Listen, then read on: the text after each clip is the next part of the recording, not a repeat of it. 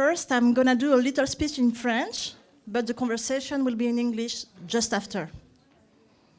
Mon nom est Christelle Durand et je suis la fondatrice et directrice du festival FIKA, le festival immersif de culture et d'art scandinave et nordique. J'aimerais commencer d'abord et surtout par reconnaître que le festival FIKA est situé en territoire autochtone, territoire qui n'a jamais été cédé. Je reconnais la nation Kanien'kehá:ka comme gardienne des terres et des eaux sur lesquelles nous nous réunissons aujourd'hui. FIKA, c'est un festival pluridisciplinaire qui, à travers ses activités, cherche toujours à véhiculer des valeurs d'ouverture, d'échange, de découverte et d'égalité. Cette journée consacrée à la place des femmes dans l'industrie musicale réunit tout un panel d'artistes et d'intervenantes remarquables, qu'on peut voir ici. Elles viennent de Montréal, de Suède, de Norvège et d'Islande, et elles vont nous partager comment ça se passe pour elles. Avons-nous les mêmes défis? Peut-on s'inspirer de leurs expériences? Pouvons-nous les inspirer aussi? C'est ce qu'on va découvrir cet après-midi.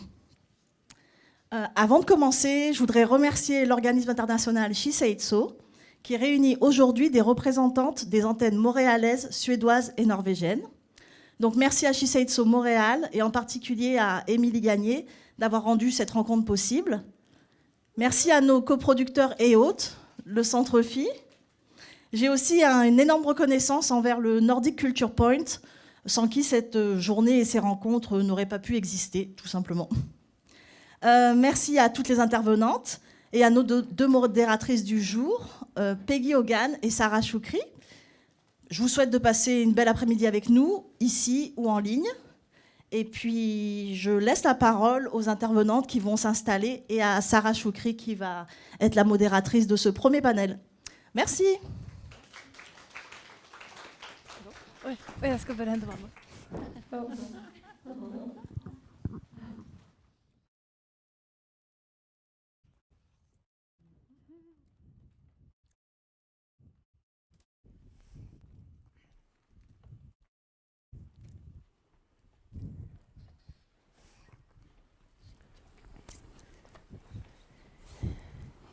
Eh bien, bonjour tout le monde.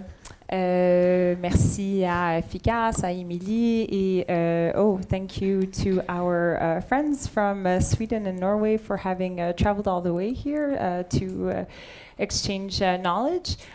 So we're going to, this first panel is about giving a bit of a comparison of the music industry in Sweden, Norway, and Quebec. We have a fantastic group of women that have worked in the music industry for a long time, that are artists, that are researchers. And I'm going to let everyone introduce themselves very quickly, and then we're going to maybe start the Q&A. This is a very, what can I say, hot topic. Thank you for giving us a bit over an hour to cover it. I think we could spend the whole day here, but we're going to do our best to just give you some main perspectives. So I'll just introduce myself very quickly. So my name is Sarah Shoucri. I've been working in the music industry here for about 20 years. I've worked for music festivals. I've been an artist manager. I've worked a lot in consulting, communications, and so on. I started a company a few years ago that focused on international development and partnerships in the Middle East, West Africa, North Africa regions. I currently work for an arts funder here in Quebec, and I'm also doing my master's degree at SOAS in London, where I focus a lot on social construction and also the construction of the people in Swana. So that's me. I'll leave it over to you. Thank you. Hi, my name is Katrine Hen, and I work in a label in Norway called Grappa. I worked there for 14 years now as a label manager and also with A&R and promotion. And I also started the Norwegian chapter of She Said So about a year ago. So I'm the co-director of that chapter. So yeah, it's me. Hi, I'm Tuva, and I'm a little bit nervous. And I'm from Norway, and my solo musical project is called Tuva Band, and there I play instruments and record and mix and produce, and then I release it on my own label, Passions Flames.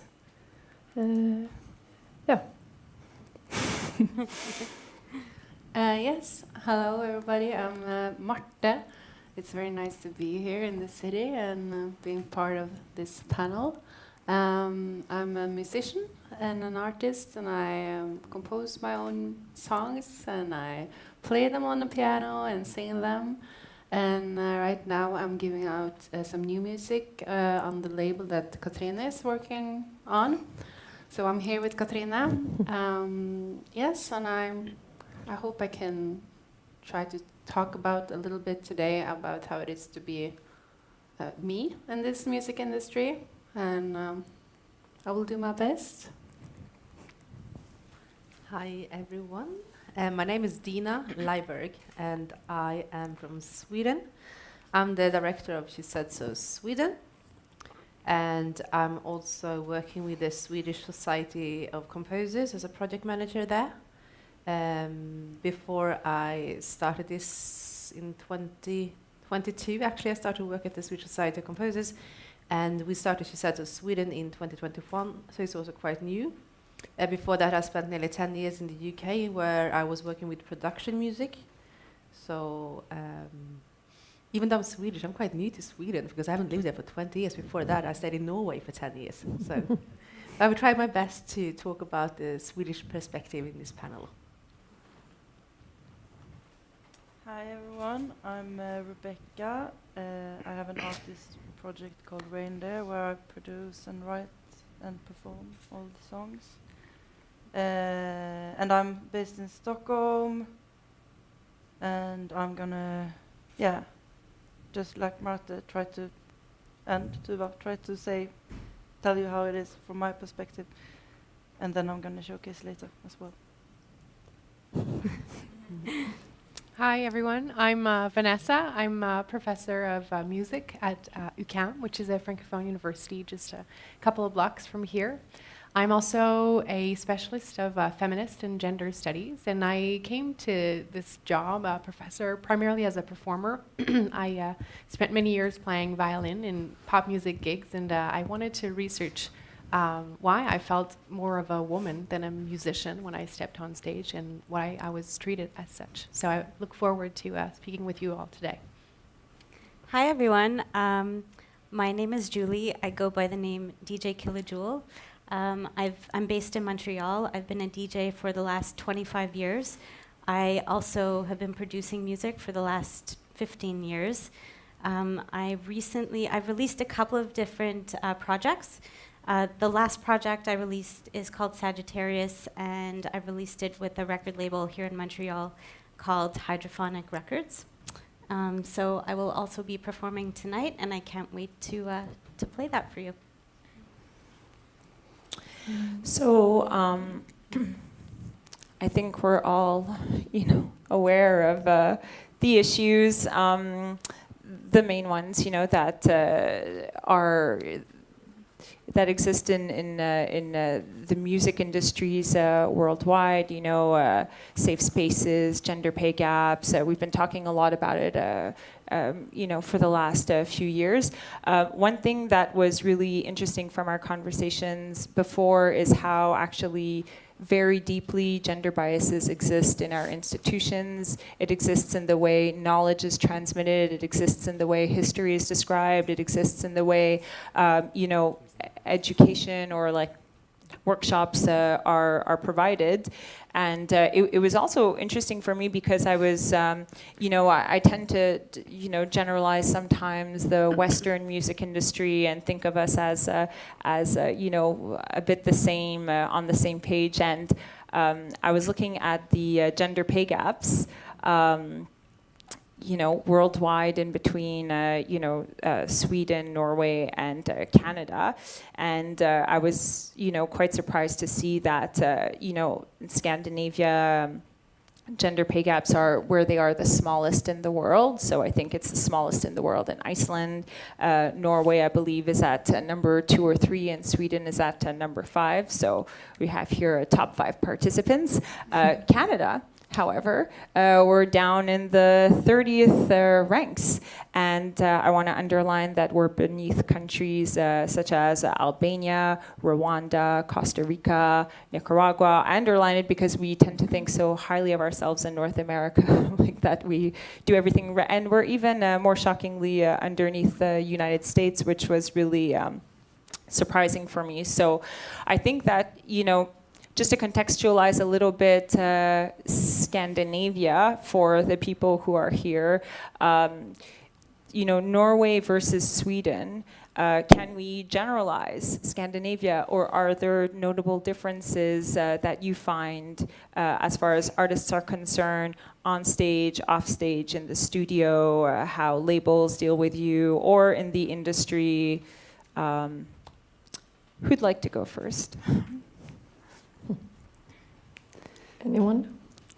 I don't think it's easy to like really from the top of my head say if it's any like difference, but we tend to look at ourselves as the same. I think we do. I think we feel that we are pretty similar, and that we have the same issues to deal with. I don't know if you. That's what I think. I don't think there's a total like a big difference between the countries. I don't think so. I think. It's difficult to talk just about from the music perspective. I think we have to talk about this in a broader perspective, to talk about the pay gaps, especially. And I used to work in Norway, and now I work in Sweden, and it's quite similar. For me personally, I feel it was a bit flatter hierarchy in Norway than in Sweden, actually. And that is also referring to pay gaps. And you said Norway is higher up than Sweden in those pay gaps, and that's actually supporting my own theory nearly there. But as you said, Katrina, it's very similar, the culture and everything. But I don't know if that changed in Norway for the last 10 years, but before it was much cheaper, for example, with the childcare in Sweden than in Norway.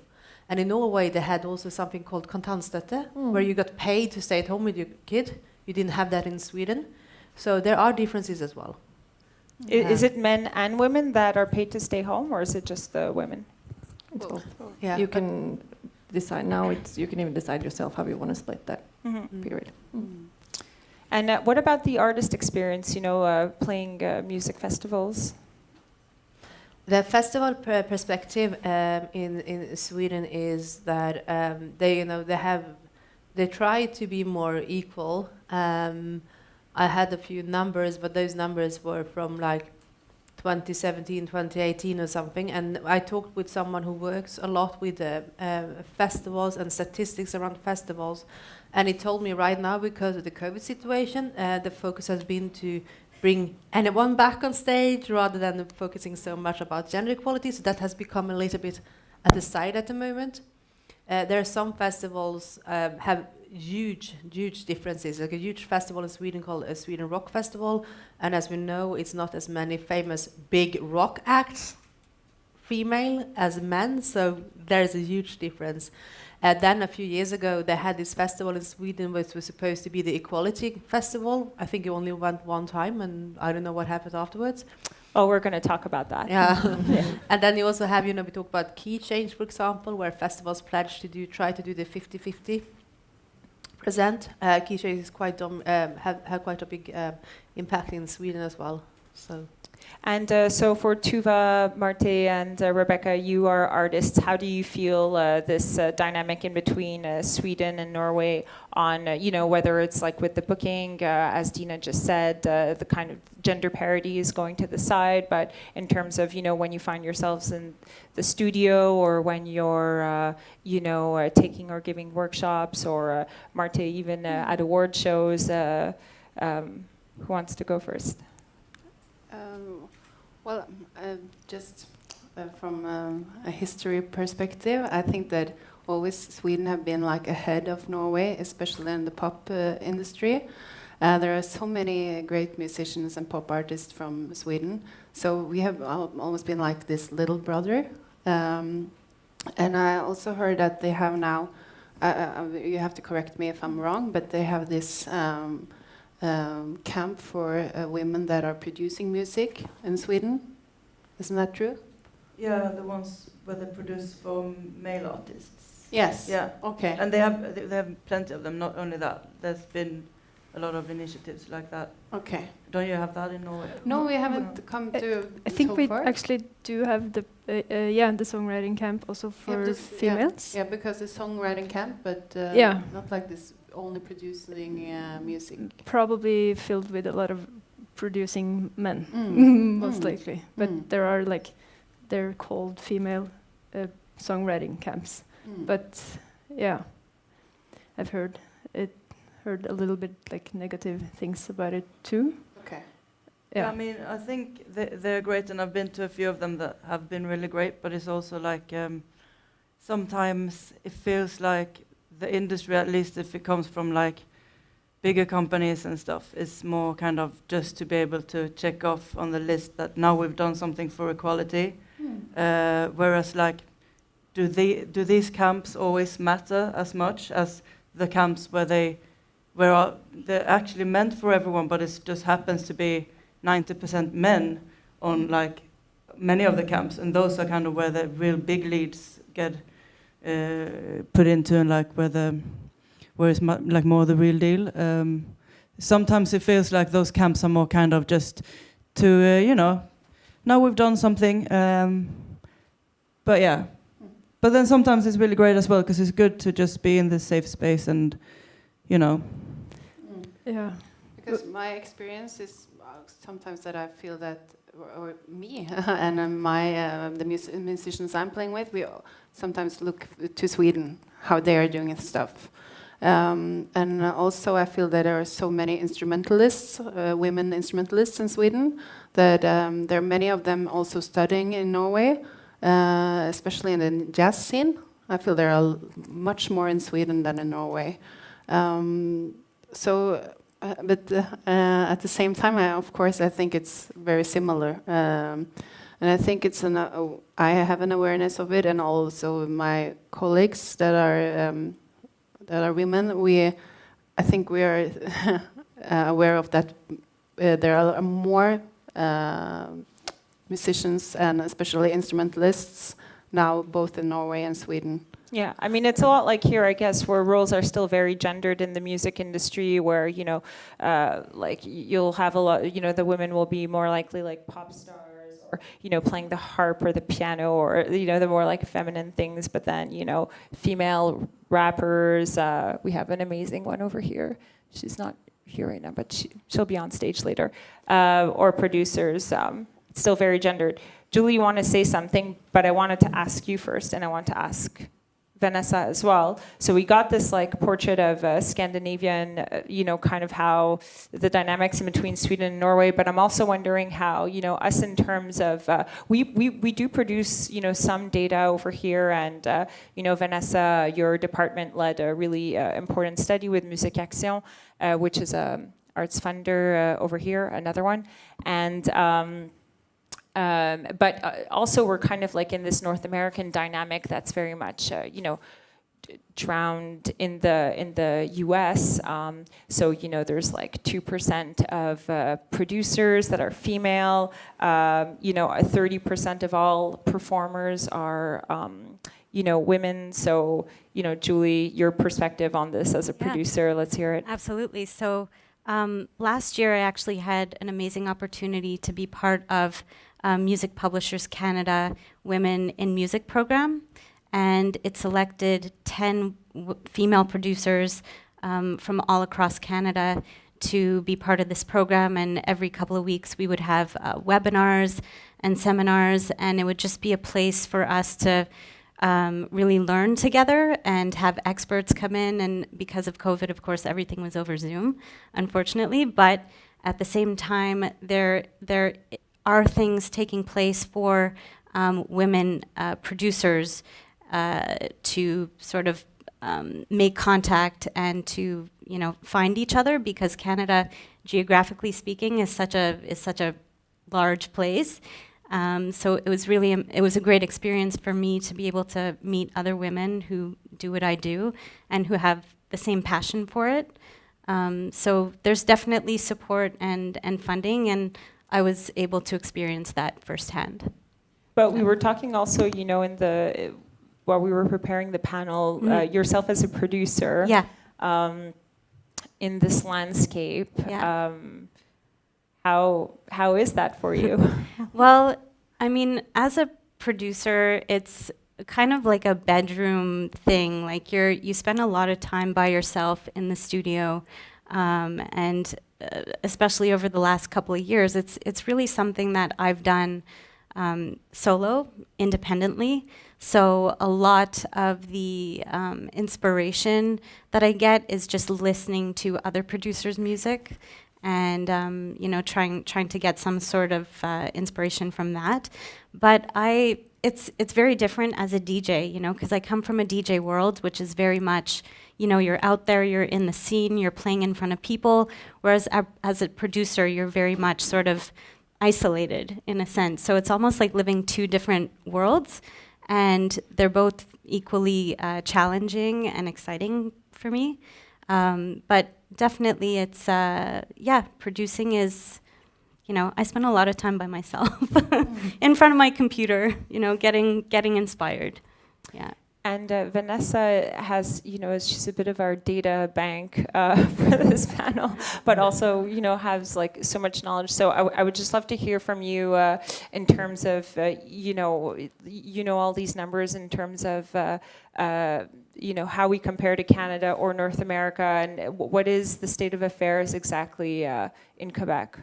Yeah, well, one of the things that I've been busy doing these past few years is look at as important as it is that to be able to know these things from your own lived experiences, when you get a glimpse of how different institutions fare up with regards to gender, with regards to the awards that are given, with regards to the grants that are given, with regards to radio play, appearing in festivals, all of that, and all of these things that I've named, women are not played it's not 50-50. For instance, on commercial radio, it's about 13% of women that we hear over the radio during the day, 0.2% of non-binary folks. If you think about folks in Quebec here who earn less than $40,000 playing gigs, 72% are non-binary folks, women 60%, men 50%. So I'm not saying that there are no problems for men in the music industry. What I'm saying is that the problems are far worse for women and for non-binary folks.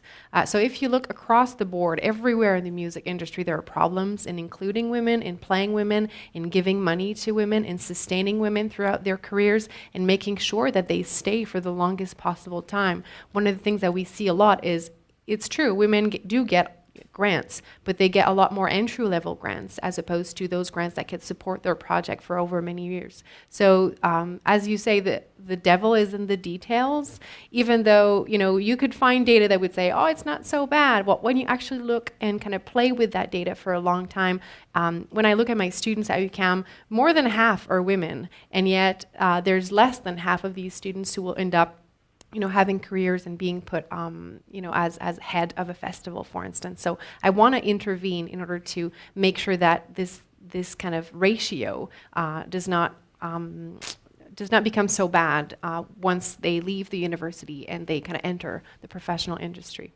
So you've touched on something that's so important, and it's, you know, the next point, that actually that's just it. You know, you can make data say whatever you want it to say. Women are getting more grants. There's more women on the radio. But where is the money going? Who are the songwriters? Who's getting the credits? What kind of money are the women getting? And if you're a bit of a pessimist, you know, you might say that this is like, these are the problems. These are the systemic barriers that really safeguard, you know, the patriarchal structures. And it's in the way that we describe reality to always make it look like things are better when they're not actually.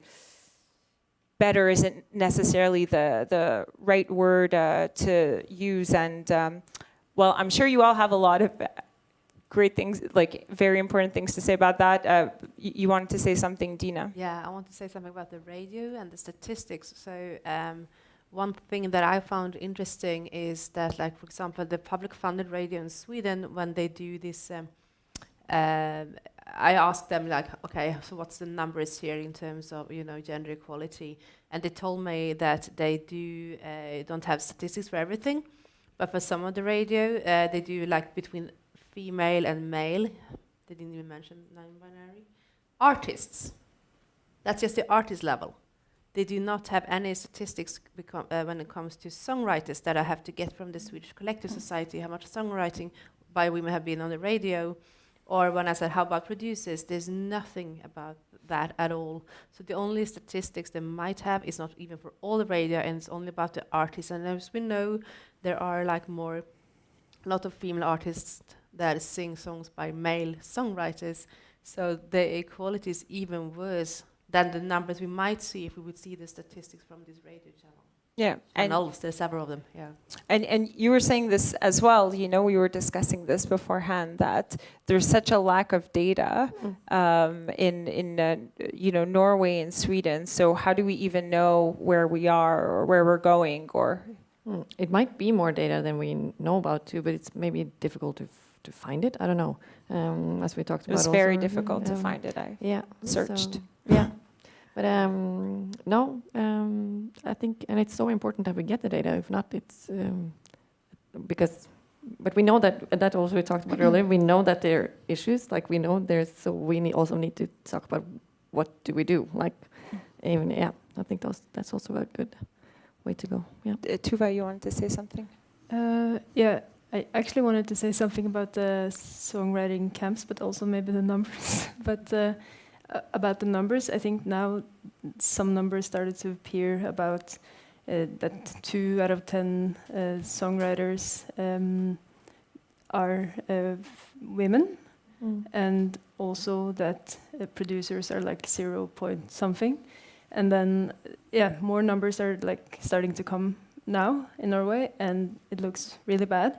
And I'm not even sure if it's true, let's say, about the producers, because like we talked about on Zoom, I think that sometimes someone actually did produce their own album, but they didn't know what a producer is, and then they were like hiring a guy who were the producer, but he actually didn't change anything. He didn't do anything creatively. And then he was like, I was paid to be a producer, so that will be my credits. But actually, the female artist could have been the producer because she actually produced it herself. And we were saying another thing that was really interesting during the pre-conversation about how kind of society like is always valorizing men, in the sense when you're looking for collaborators and you will ask a guy and they'll always be like, yeah, I can definitely do this, and maybe even at the end they're not that competent. But if you ask a woman, because we don't get feedback from society in the same way.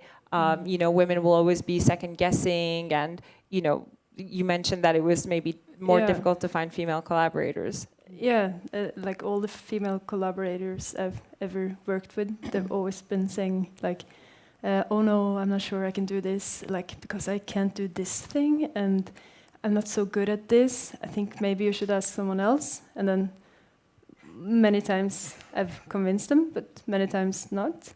And then men is always like, yeah, I can do this job. And then actually they turned out to be really not competent for what I needed them to. And I was really disappointed. And I was like, why did you take this job? You can't mix within this genre. And then they get the credit. Yeah. So, and also I think also on this songwriting camps, it's been a lot about this in the media lately, about female producers, and they've been writing from their point of view. And one has been saying like, she's there as a producer in this mixed songwriting camps, and then she comes into the room and there's a guy saying like, oh hey, can you do some top lining? Can you sing? And she's like, no, I'm a producer. And then it's like, yeah, but you can sing, right? Because she's a female. And then, and then she actually did contribute with something as songwriting, arrangements, producing things, but they were like not actually giving her credit, and then more female producers came forward in the paper saying they experienced this. Yeah. Marte, you wanted to say? I just wanted to comment on this because my father is a jazz guitarist, and I was making music with him, and I produced the album together with him, but mostly me. And when I told people about it, it felt like they didn't believe me. I really got questions like, did you do this part? Is this really you? The backwards thing here with the symbol, is that you doing this? And I got so embarrassed that I just started to say I co-produced it, or I did my magic on it. I found other words because I thought it was so. It was more stressful for me to get all the questions, and I felt kind of embarrassed of the whole thing. That maybe I didn't produce it after all. Maybe I just thought I did. But I also wanted to say that. It's always, and also how media presents it, because two friends of mine were making the music, composing music to a big film about a ski guy in Norway. That was a very big movie, and they were making the music for it. And the girl, she was mainly making the music, and the guy was like helping her out. And he was the one that was written about. When the film got the reviews, they were mainly mention his name and her name a little bit. So she had to like be out there and say, what is going on? This is the first time I'm making music, producing it, everything for this big movie, and still you're kind of taking it away from me and give it to someone else. That's so interesting because I actually just got back from a conference in Paris, a music conference called Mama, and there was this very similar panel, and there were some female artists that were discussing about the fact that sometimes they're hesitant to collaborate with. A male, a male collaborator, because he'll end up taking all of the credit for the work in the media and how the story is told. So it's kind of like a catch-22. Sometimes you want to, and I see hands up, but okay, we'll go Rebecca, and then we'll do Dina and then Vanessa. I have many things to say. Wait. I had a list of things. What were you just saying? I was talking about female artists feeling not even wanting to collaborate with men because the media will give all the credit. Yeah, and that's like, I've struggled with this for so many years because I'd rather not be mistaken for not having done anything at all than making music with people, which is so messed up because I'm so lonely when I make music and I'm tired of it. And now I feel like music is supposed to be a social thing, but I'd rather it's been so many opportunities to make music with men that I haven't taken just because it's like, I don't know, there's this stereotype of a female producer just being like a lone wolf in a room. And I think this is because of this, because like I've played live so many times, and people always come up to my male band members and ask how they made the songs, even though they hired session musicians. They have nothing to do with my project whatsoever. So it's like, it's not weird that I'm so protective of my project because people don't believe that I've done it, like still. And also regarding what you said about sessions, Tuva, it's just, they feel so entitled, and I'm so jealous of this. It could even be like really young and inexperienced male producers. Still, they feel more entitled than me, and I've produced 3 albums myself. But they like, if I end up in a session with them, they just kind of, we never discuss roles, even if there's many producers in the room. They just sit down by the computer and plug in everything and start like without even discussing. And it's really, I don't know, it's just heartbreaking, like, because I've been in so many safe spaces and like female non-binary only producing environments as well. And then like whenever I come into those kind of sessions, I'm like, oh my God, this is actually the reality still. Like this 20-year-old boy is like, he feels more entitled than me. Like, and I'm the experienced one. He doesn't even know what STEM is, like the collective society thing. You know, it's just, yeah. It's just emotional intelligence is still not valued. I guess, and many. You wanted to say, Tina? Yeah, what I wanted to say is that she said so. We talk about men and men being our allies. Men have to work with us to the next step. I'm actually a bit sad that we don't have a lot of men in the audience today, because this panel is about female in the music industry, and we won't get anywhere if the man is not on our side and work with us. So what you said, like all these problems, they should be the men who should say, no, this is not my project. They should go out in the media. It shouldn't be the female composer who goes out in the media and say, this was actually my work. It should also be the man saying, you know what, I'm not the one to credit. He did that, actually. Yeah, that good. was very good. That's very good. And that's what we need. We need men to understand, to work with us. We're not going to work against them. We're going to work with them. That's a very good, that's something we really have to put in mind. And especially because when we moved back to Sweden, as she said so, I got a lot of bad comments from men. Why do we need this? Sweden is equal. This is not a problem. It's not about a lack of female in the music industry, maybe not as good as men. I heard that from 5 different people within a few months. So we still have to work a lot, and that is to work with men. We're going to do a Vanessa, then Julie, then Tuva. Yeah, I have 2 quick things to say. One about data, because I am a data nerd, and another about history, because I'm also a history nerd. But data-wise, there actually is so much data out there. Like the arts giving, the grants giving institution, they have data about who they're giving, money to. The thing we don't have is access to this data and teams of people who are going to digest this data and, analyze this data for over many years to actually prove whether or not things are changing for the better or for the worse. And about history, one of the things that I know as a music historian is that women were always there. They were always there, everywhere. I stumbled upon an old 1955 book recently that talks about, in every city, the person at the organ is a woman. In every city, in Quebec, the person who's teaching the piano to the young kids, it's the women. And so why don't the history books remember them more? Why don't we know more about them is an important issue. And when I hear about all these projects where you collaborated and where you didn't get the credit, it's hugely important, because the historians in 100 years, if they don't see your name on the album, they're not going to know that you were there.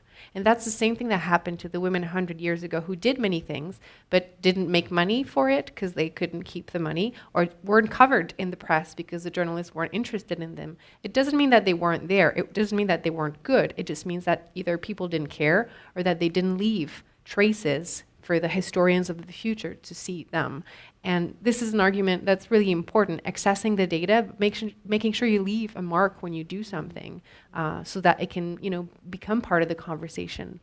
And that can be said generally for history, right? We have a history of like warriors and conquerors, and they were all men, and like, the women were there, clearly reattaching the limbs and doing all of that, or like ghostwriting. No, but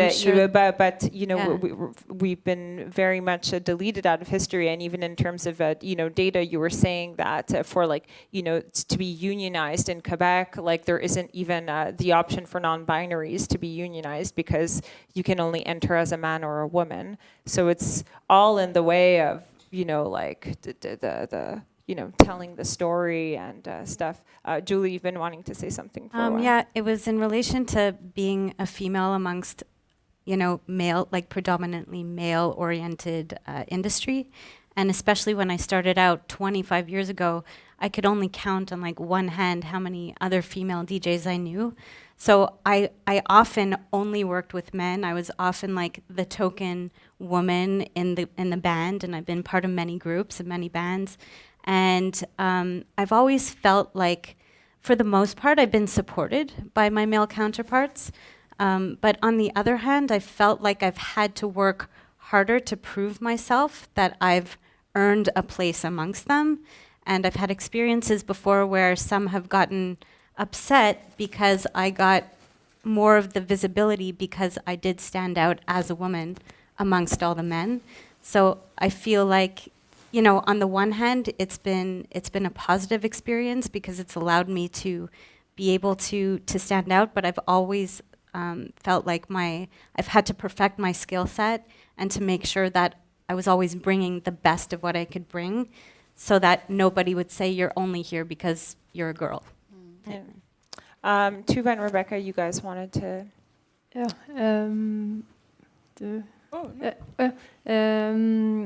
I also feel like we talked about it a little bit earlier, but it's sometimes like a difference between working with a lot of men and one man or two men, that it actually changes you can be, let's say, playing, having musicians, two men, and they're really nice and they respect you and they listen when you tell them how things are going to be like arranged or, and then suddenly the same guys is in the room with like two more band members or like instrumentalists, and then suddenly the atmosphere changes completely, and suddenly they're like showing off to each other and being suddenly like not listening to you, and you're like telling them that you want it this way, but they're actually not listening and just trying to be tough in front of each other. So I feel like it changes when there are more guys. And then also I want to add that I also feel like collaborating with men, getting help from men, I also feel like there is a difference between a lot of men. So my experience with, because I record myself, but when I suddenly started to have drums, I needed to go to a place that could record drums. And then I was like, oh no, now this guy will probably trying to take my producer role. And he will probably be like, oh no, we should have it this way, or yeah. But I was saying to him before I came, like, I'm the producer, and it's very important that this is my role, this is what I'm gonna do. And he was like, yeah, I'm giving you this good price because I respect you as a producer, I really like what you do. And then I felt safe, and yeah, this whole process was really nice. I didn't go into any, like, trying to change anything, and he was very supportive. And later, when I was starting to mix my own music, we were suddenly sharing a space, and then I said, I struggle with mixing these drums. And then he said I could come into his room and use his hardware and mix it through this. And I thought, oh no, he was probably going to be doing the mixing and do the knobs. And then he was like, here you go, you can turn the knobs. And yeah, so I feel like it also really depends on who you're working with. But if there would be 3 more guys in that room with the knobs, I would probably not touch them. Yeah, I mean, it's very much, I guess, we can say this about group dynamics, that we only make an effort when we feel like we have to, and when we're, outnumbered, unfortunately. And I think that can be said for, the inclusion of a lot of different groups.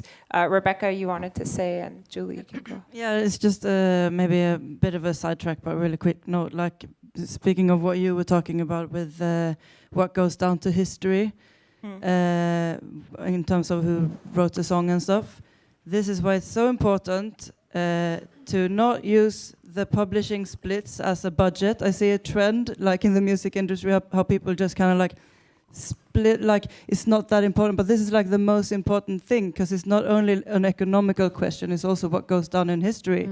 So like, yeah, don't use it as a budget anymore.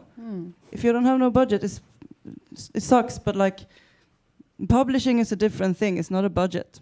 You have to like, who wrote the song? That's the person who gets the publishing splits. And maybe in the future we will see more female names there because of that. Yeah. Because those men tend to kind of like, managers and stuff tend to kind of like get a cut everywhere. But that's not what publishing splits are for. Go ahead. To your point, I think it's extremely important to teach women in the industry about the business side of things, because as much as I love being an artist, half, if not more, of what I do is dealing with individuals on a business level and being an entrepreneur and owning my own business and understanding how it works. And it's taken me, I'm still learning every day, but it's taken me so long to, first of all, understand how the splits work, and then being able to have a confident enough discussion with whoever I'm working with to upfront discuss it before any work gets done, so that, so these things, so women, in a sense, maybe where we talk about like some women aren't confident enough. And it really troubles me, but at the same time, about my period like I talk about my lunch, because it's just not normal that we're not allowed to talk about our period. It comes every month, Good point. like like we need more openness, definitely starting from, I think, just like our very bare realities of our existence. How do you feel on the industry side, do you find that men take more credit for, certain project management, for programming, for, the kind of good, in French we would say les bons coups, but the successes of a company or a label? Or I think it really depends on of course I think it's difficult to like bring all the men into this discussion as well, but I think some, of course, I've had some experience with it, but most of all, I must say that I've been really lucky with the people I've worked with, and I have a lot of great male colleagues that really are also allies, I must say. No, I think I think it's what we talked about also. What I don't know if we are going into that subject, but when you talked about like male, like that they have a lot of like higher positions. yeah, We talked about that earlier too. That's I don't know if it's really like that, but we at least feel that they are up in higher positions. well, in the there's music no industry. data, so Yeah. I do feel there's a glass ceiling though, and I've been in the industry for so long, and I've felt like I've managed to get here, but they're still there. You know what I mean? Right. And I do have like friends of mine who are there, yet I still don't feel like I'm accepted at that level. And it's just a feeling, so I have nothing really tangible to base it on but that.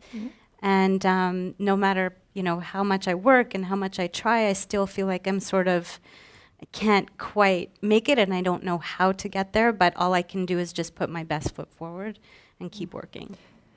And I must say that I think that we are slowly like moving to a better place, I think, like by being here or by starting the She Said So chapters, like the awareness, like that's what we need to do. We need to have these conversations so we can move forward and that we probably can move to where it's more equal.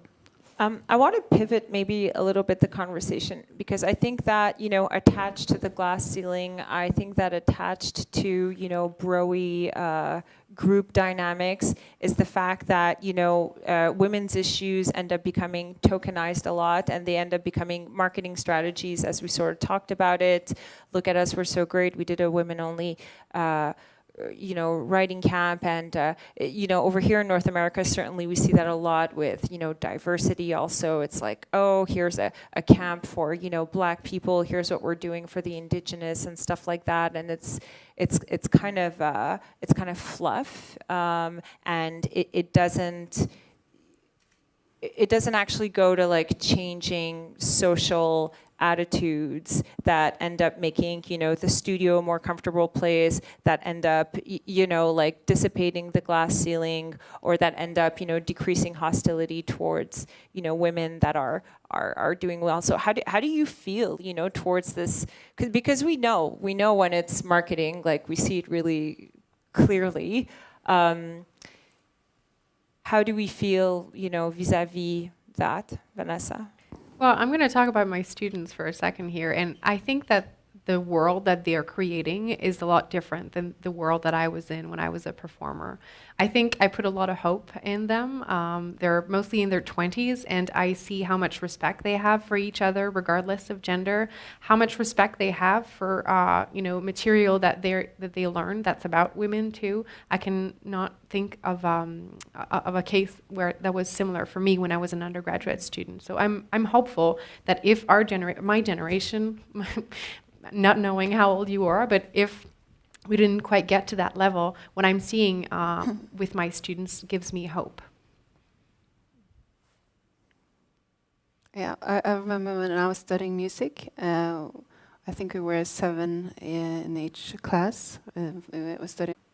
Females now studying and being instrumentalists, but also the question is how to keep them in this occupation. Yeah, that was just. But the other thing I was going to say is that we have something called AKS in Norway, which is like it's some sort of school, evening school, where it's basically for non-binary and females, but also now they opened for some guys. But then the guys are actually in minor. And it's both, it has music production, DJing, instrument courses, band courses. And last autumn I felt like very hopeful because I was the band course teacher. And then it was 40 non-binary and female participants from 8 to 16 years old, and for a band school. And I felt like, oh, this new generation, I mean, this would never have happened when I was a kid. And this felt very like, okay, this new generation will come and take over, and it will be, I hope, equality, and it kind of looks like it will be later when they grow up. So the future is bright. Yeah. So somebody had mentioned, I think it was you, Dina, you mentioned at the beginning there was this music festival in Sweden that happened in 2018 that was supposed to be 100% female non-binary programming, and it was.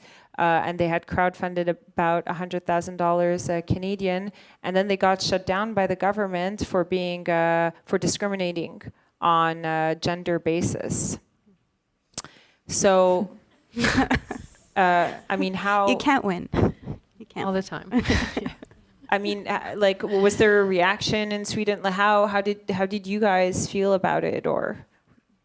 So I wasn't living in Sweden at that time, actually, but I do understand both sides on this, actually, and that's because you have, the law system, and discrimination law goes both ways. So we have to bear that in mind. So in one way, I do understand the reason why it got shut down, because you have to comply with the law. That's just how it is. And if we want to change the law, it will change both ways. And it shouldn't be that you have to discriminate anything to be able to to have a festival where you have more females than men in one way either.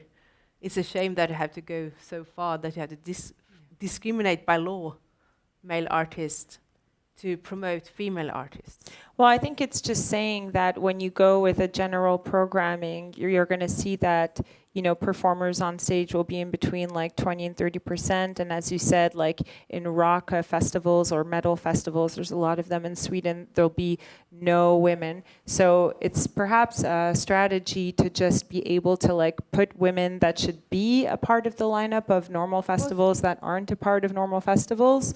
And maybe they could have simply been told to program 99% women instead of just shutting them down. Or they can just also do, there's so many ways of going around the law. You can say, okay, we're going on this festival, we're going to have a festival for this and that, and you can narrow things down in different ways as well. It doesn't have to say, this is a festival with only female and non-binary, but still only have female and non-binary on stage without even actually saying it when they do it. They have to be a bit smarter to think around the law. Well, I guess this is kind of the thing also where it becomes Yeah. a marketing strategy. Exactly. So Vanessa. Yeah, I talked about feeling hope for my students, but I think there's still a lot of anger ahead of us too. And I think we need to listen. We need to listen to that anger. I think there's a lot of education that still needs to be done on what is discrimination. Discriminating against a group, I mean, the group has to be minoritized or marginalized for that to be discrimination. You don't discriminate against white men because you put together a festival that includes only women or that includes only people who are non-white. So I think, I don't think I'd need to explain that to my students, but I think there's a lot of people who are not from that generation who still need to hear that. And we need to reach those people to say it's not discrimination if it's against a group that socially is dominant. So how do we feel about quotas in general?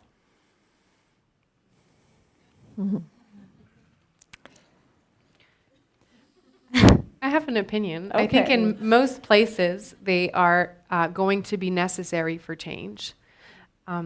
I think in most places they are. I know they're not popular. I know a lot of people don't like them, but I think, we could think about des cibles. What's the word in English for Targets. Targets. We could, phrase that in another way instead of saying quotas, which sound restrictive. We could, give ourselves or, make sure the industry has targets. But I still think making sure that we impose or, aim for something will be necessary for, especially, to get over that glass ceiling thing that you were talking about earlier. And should we encourage those targets through sanction or reward?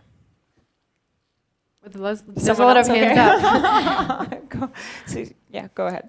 I also Quotas. think that, yes, a lot of people will react negatively to it, but I think that maybe for a while that, if you look at history on other aspects, that maybe just for a period, okay, it's a little bit much now, and some guys might be a little bit tired of this. Maybe I will even get a little bit tired of something in the news, reading about this. But I think maybe for a while it's necessary, and then getting over the hump. Yeah, and then after maybe things will be more equal naturally, and we can just skip all the, I want to say something about that, and especially to you here who are like artists and producers and stuff, because about the quotas and those things, I also have had comments from women who doesn't want to be called the female producer, the female artist, the female, saxophonist or whatever, because they want to be chosen because they are the best and not because they're female, which is part of this with the quotas. Mm-hmm.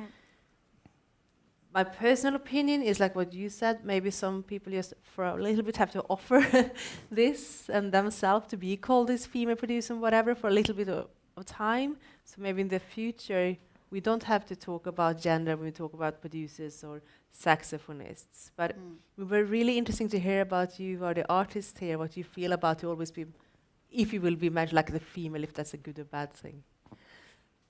Go ahead. Well, it is to come with an example of how I really don't like it is because it's a really big talk show in Norway that's everyone is watching every Friday, and they wanted a friend of mine who is a guitarist and she's extremely good. They wanted her to join the show.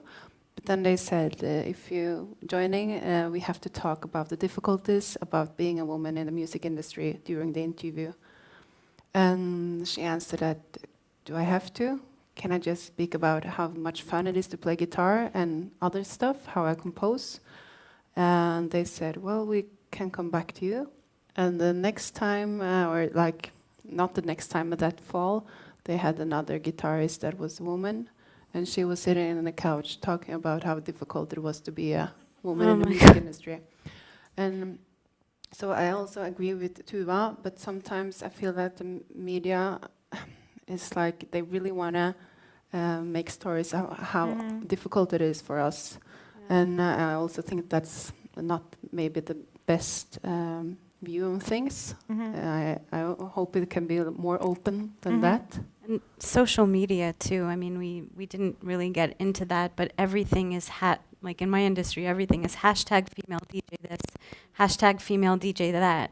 And I've always, like, I've really held myself back from using it, and a couple of times I did it because I'm like, okay, you know, it it has viewers, right? But it's just, it's always bugged me, like, just to have to identify all the time as that, to your point. Like, I wish people could just say she's a great DJ. No, she's a great female DJ, so it automatically puts you, it separates you. You know, yeah, And can segregates. I say something more? Sure. Because this is a kind of funny story, and also very absurd, because they were having like this geek night in Oslo with, they were talking about synthesizers, and it was 3 men that was joining this geek night, and they called me and asked if I wanted to join. And I'm absolutely playing synthesizers, but I'm not a nerd on it, so I'm just playing it as it is a piano. So they asked me if I could join, and I said I don't think that's a good idea. There's many other female synthesizers in this country that knows this much better than I do. But I can talk about it from some perspectives, but it would be much cooler to have like this nerd talking about it at the same level as the men. So it wouldn't be like, here is me as a woman talking about emotions, you know, and they are just being geeks. And he said, no, but we really want you, and you have a name and this. We would like you to join. And we were having this session, and it was only men in the audience. Only men and my friend. And it was just like, how can I say it? It was just like teaching or saying to people who drive every day to how to steer the wheel, you know? It was like everything I said was no one could relate to what I was talking about, and it got exactly how I was afraid of it. Like this was the guys that could these nerdy things, and I was there and I didn't fit in at all. And I was so embarrassed, and I felt so stupid afterwards, because I was giving a heads up, this is how it's going to be. And he still was like, no, it won't be like that. And then, that's like, then they have misunderstood. Like, we have to have a woman in this panel or this geek night. It was just like, it was more, it didn't work at all, you know, because it was me and I didn't know this, but I was a woman, and then they thought that was enough. That's sort of the thing, you know, where, like, again, you know, I was talking about my experience in Paris last week, where actually a lot of the women were very much against quotas because they don't really contribute to changing attitudes. You know, it's like, we need to have a woman, but why not research, you know, like actually put time into researching a person that is going to fit exactly into the, you know, instead of just like going for the first thing that you think about. And it's also a lot why, you know, you'll see a lot of panels and stuff. You'll always see the same people, the same men going to all the festivals, going to all the conferences, because it's always the first ones you think of, and we'll take this woman and that woman, and it's yeah, she said so is the big thing, and women in music is the big thing. But instead of actually, you know, researching, you know, the women in communities that are, you know, moving things and doing things and saying things, people just go for what's right in front of them.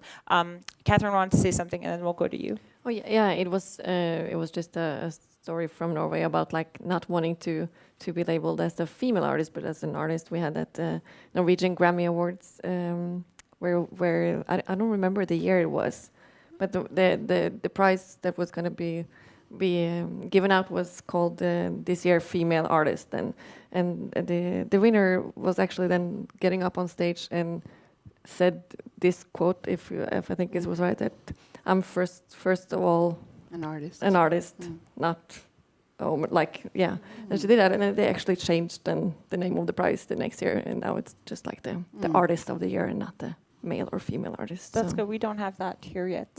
Because I think number 30 in the gender pay gap. I was just going to say that, you know, I wish one day I could be on a panel with men as well as women to be able to have a discussion about this, because it's great that we're here airing our issues and talking amongst ourselves. But I think nothing is really going to change until we include men in the discussion. So that's all I was going to say. Yeah. Maybe one last thing for me with regards to wanting to be heard as a musician and artist and not as a woman first. I think as artists, we would like to be evaluated on just the quality of the work that we do, but that never happens. I mean, it's always how much you've played over the radio, how, the kind of institutions that have played your work, what you look like on stage, are the radios going to play you?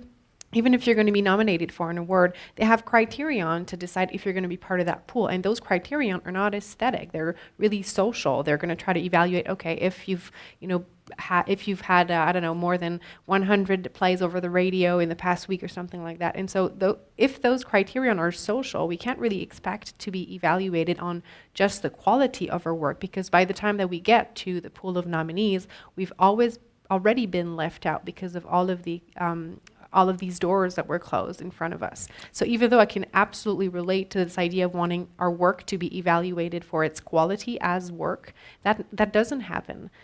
It never happens. And so if all the social that is part of the work that we do is part of the question, then that's why my own personal position, is that we're going to need quotas to force these pieces, to force these artists to be part of those programs, because nothing, in the 80s, there was this big push for symphony orchestras to add screens between people who audition and the judges, and the stats went bananas. Like, they started hiring women all of a sudden because there was a screen between the person. And so you'd want to think in classical music, they're doing much better than pop music world.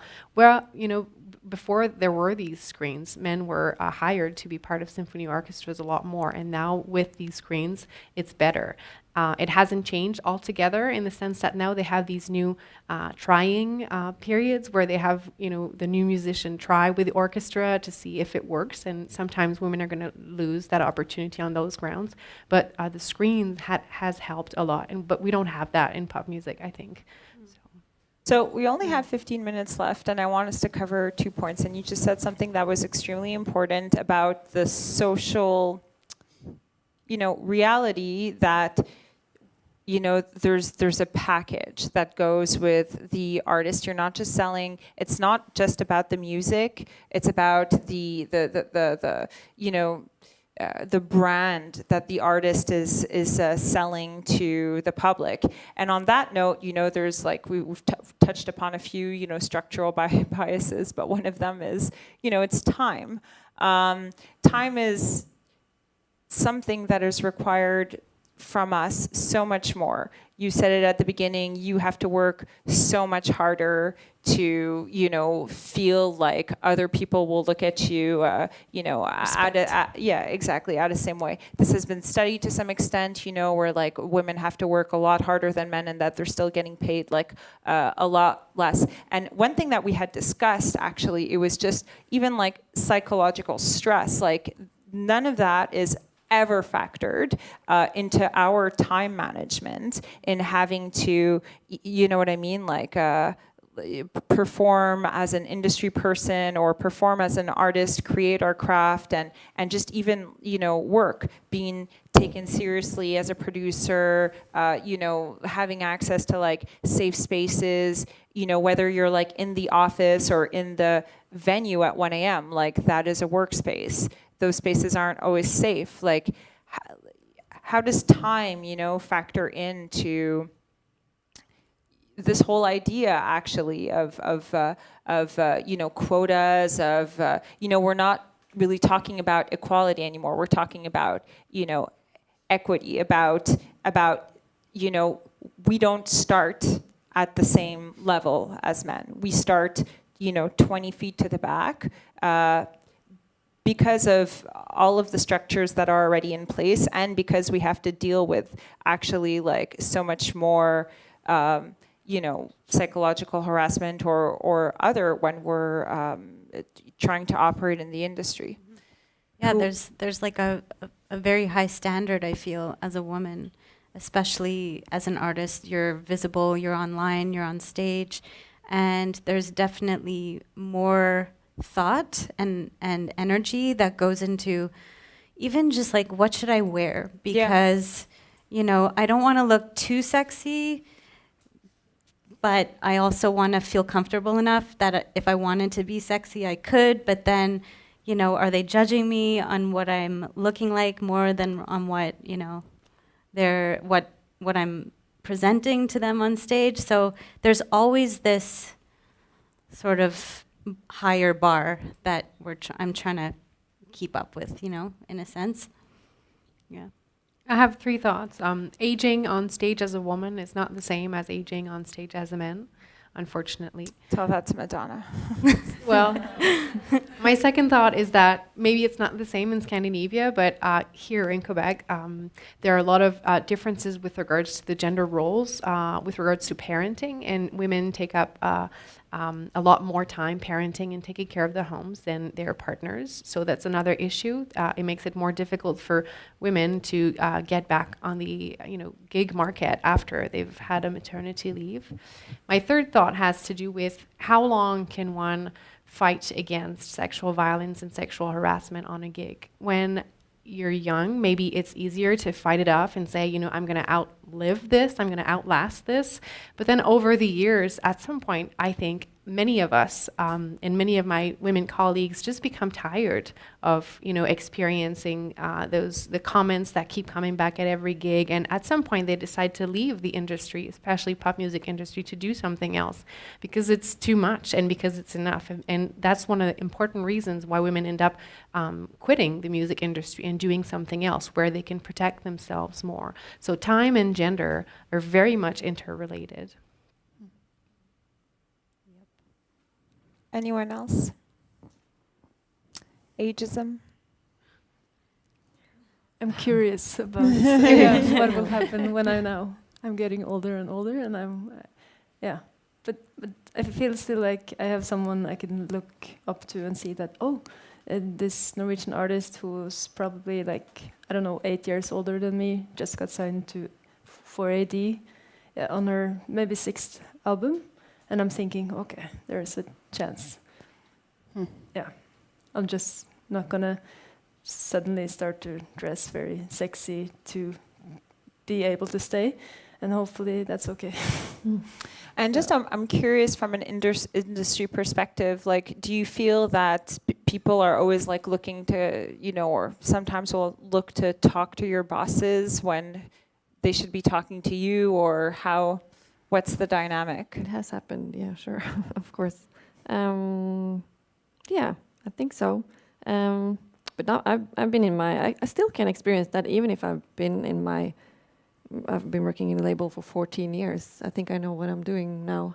Do you though?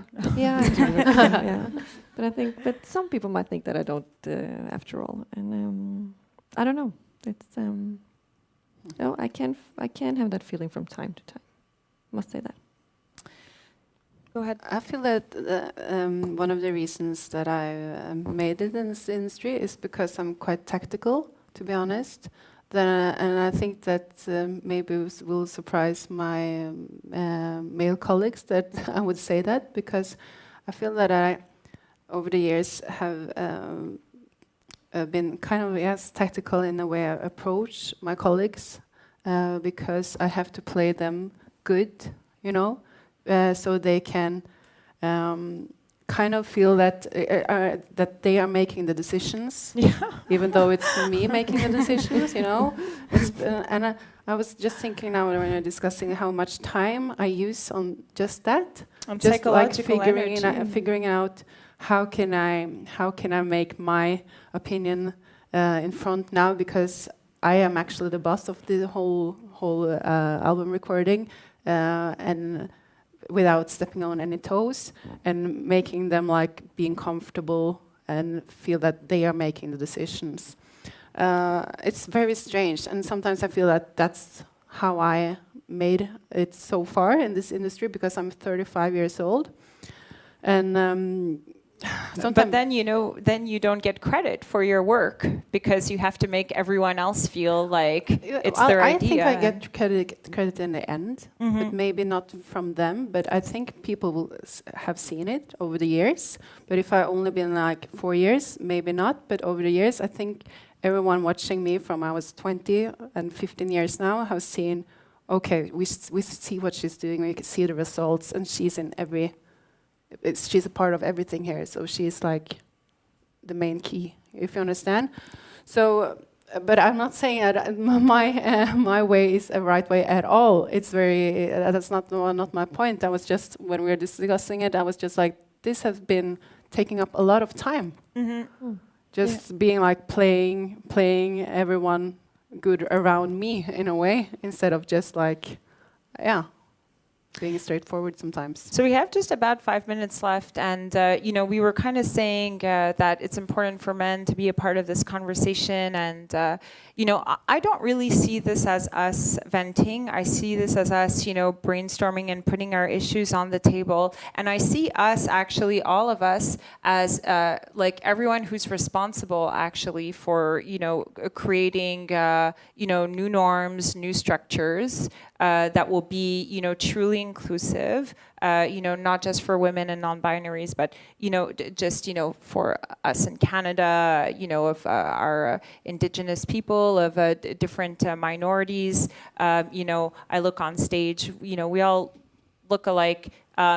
So we're actually in the driver's seat. That's how I'm seeing it. You know, for the future and for the next generation who is hopeful and that wants to do good. How do we make sure that we leave them with a structure that's better with what we have, and that is, you know, that doesn't replicate different kinds of systemic biases against different kinds of populations? Too big of a question? You asked like what we can do? I think you know, what do we do? What is what should be our contribution to, you know, decreasing systemic biases? I think we can start by, if we're a female artist, we can start by trying to hire as many females around us, because then there are more role models, female role models. So both like musicians, technicians, and that I think can help a little. Yeah, we'll do Julie and then Dina. I was just going to say education is really important. You know, I do have students as well, so I'm trying to sort of carry the craft forward. And I have had female students, and it's been wonderful. And also setting an example and putting out there what you would like to see continued, and paving the way for others. You were there first. Go ahead. Oh yeah, so exactly what I was thinking is, first of all, we have to continue to create awareness, not only within like the institution for schools and stuff, or within like for artists, but for anyone in general within the music industry and also across other industries. By doing these panels and talk about openly, that's when you create awareness among the society. So you have, I think you have to look at things in two perspectives. One is within the society to create awareness and also to do a change within quotas and stuff. The other thing we have to do, all of us in here, is to promise today we also start to change within ourselves. Yes. Who do we want to work with? What do we do ourselves to contribute to make a change? Because it's very easy to blame the society or blame anything else, but if we don't change ourselves, nothing will ever happen. So what you said, to work with other like female producers and stuff, is one way of going, and also be aware of what is a bias. Not everybody even know about the bias or the unconscious bias. What is that? How do you feel and how do you react in different situations and hear about different things? The more you know about your own mind, the more you can actually change and create as well. Can you create a change as well? That's what I wanted to say. Yeah. Why do you like what you like, and why do you dislike what you dislike? So, yeah. Better access in general to resources, training, education, grants, information. If you don't know that these grants giving institutions exist, we need to facilitate everyone, marginalized folks, minoritized folk, women, to access that knowledge. I think we have to put in place more and better mentorship opportunities, paid mentorship opportunities for those who are mentors. I think that helps a lot to have this kind of one-to-one relationship. I also think we need to ignite and sustain the curiosity in meeting new people, working with people you're not used to working with, investing new networks, making sure that when you hire people, you systematically are interested, not forced to, but are interested in working with new people and the people who don't come easily to you and are already part of your network. So those are 3 things that we need to do more and better in order to leave a structure that is more inclusive for the generation to come.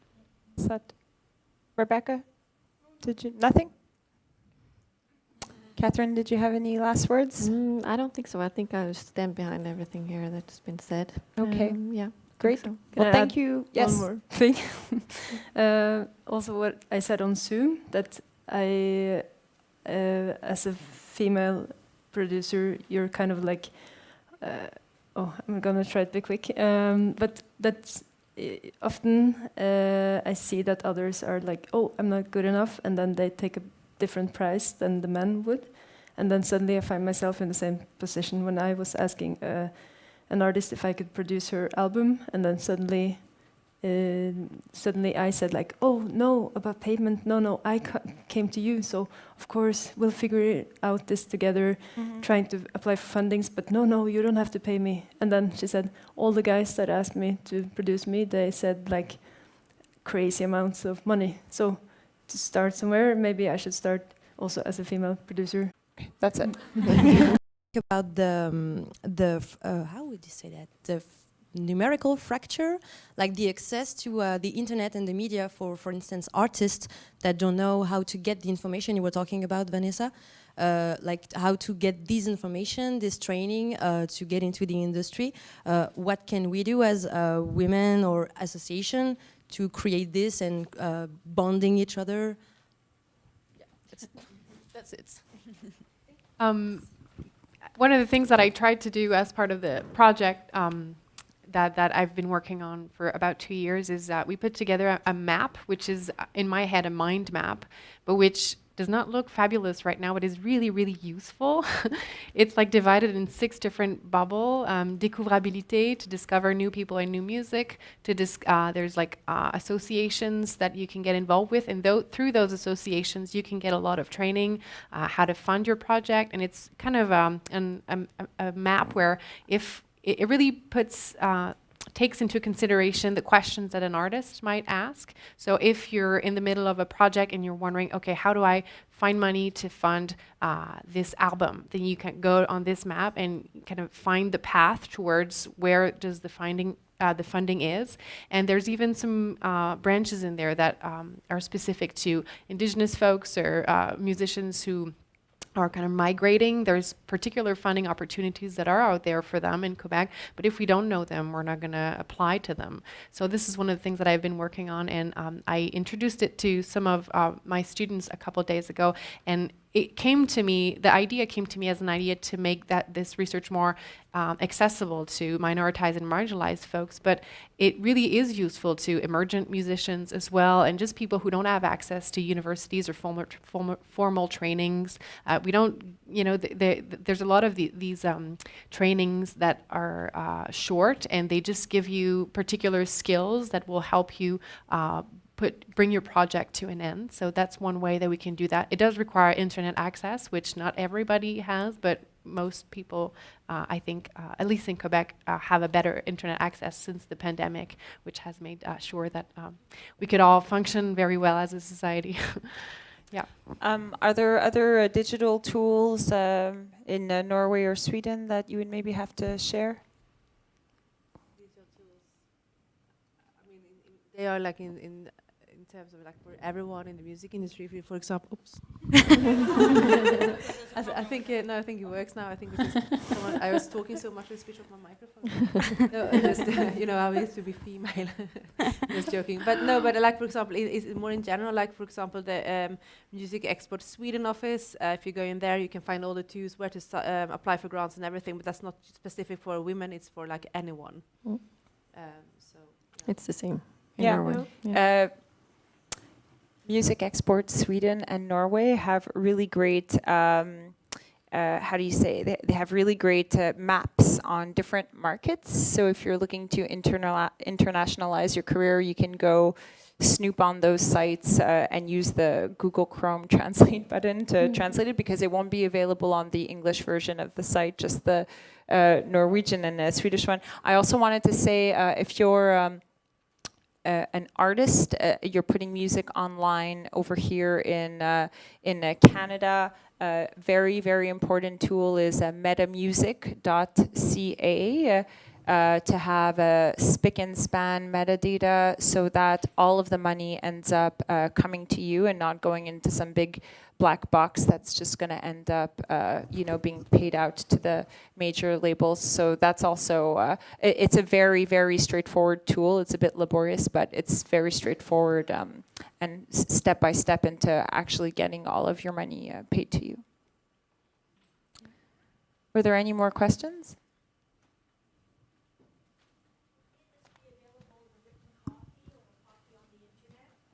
Sorry, I think if you wouldn't mind repeating. Will any of this information be available via the internet or something in hard copy? Metamusic.ca is a website, so you can go check that out online. And Vanessa's platform, Dig, is... it's called Dig, Différences et inégalités de genre dans la musique au Québec. It's the name of their project, but you could look online for Dig UQAM and you'll find it. And that's where you can access the map that I was talking about. I think the question was with regards to this panel, if it's going to be made available in some other way. DIG, Musique, MUSIQUE.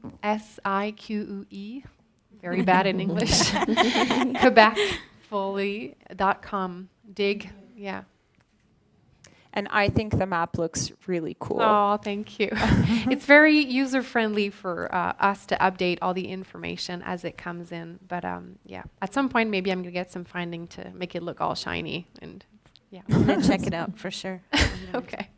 But it's really useful. It has information on how to, also some kind of podcasts to know where the money is, information about rights, copyrights, all kinds of rights that you can have access to. It has a lot of information that if you don't know it or have not had a teacher or professor teach it to you, you can access it yourself, because there are more and more resources online that you can use. So www.digmusiquequebec.com is where it is. And I just want to say also, don't get intimidated by the grant system.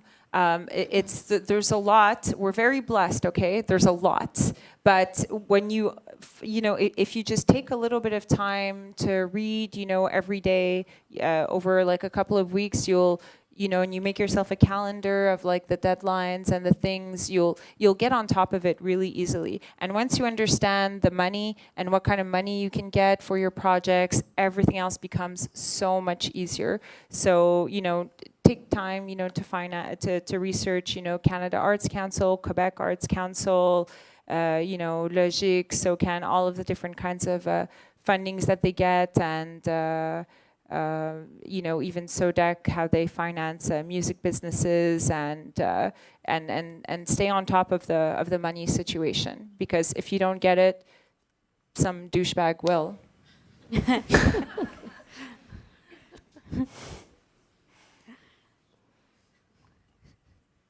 Is there any more questions? It's not a question, but just thank you guys. And say I'm from Brazil, from South America, so everything you said is just the same, and it's very interesting to see another perspective, but and realize that it's very similar. And I think I'm a drummer, I'm a percussionist, and one thing that I still find hard is finding a way of feel safe among other. I feel safe among other women, but it's like build the trust and build this feeling that we can work together, and we can open these spaces. I still feel we need to work on that, because sometimes I invite musicians, female musicians, to play, and I never get an answer back.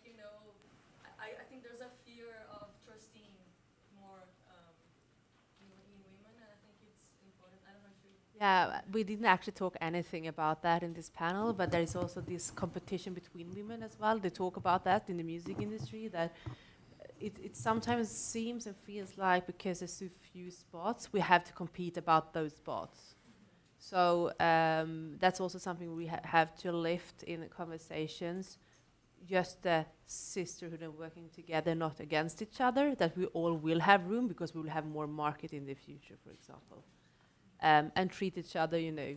But yeah, you know how it is. Sometimes women can be in little groups more in a different way.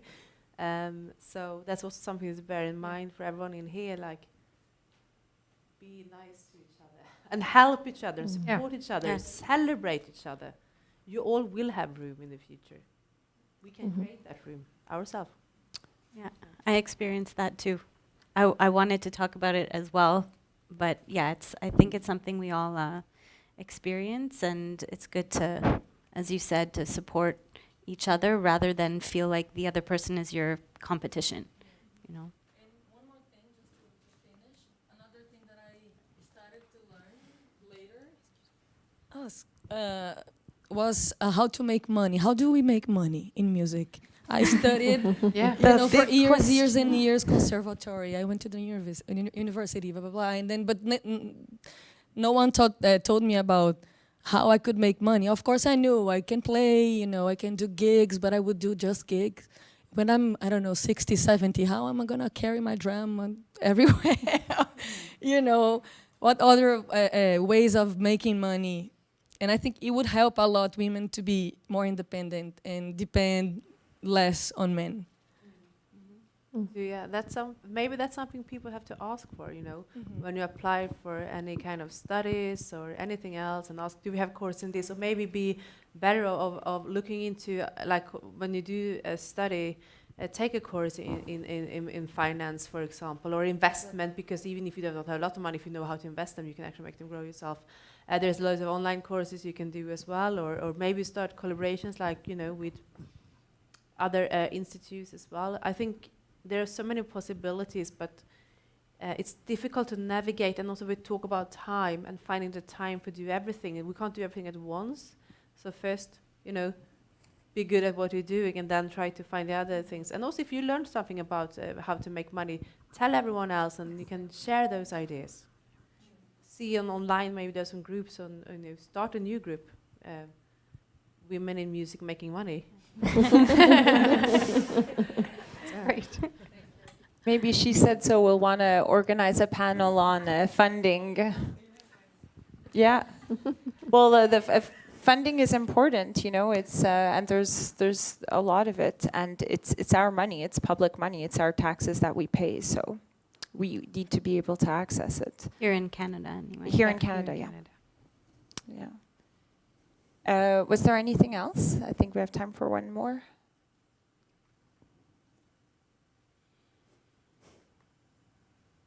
Okay, well, there's a question there.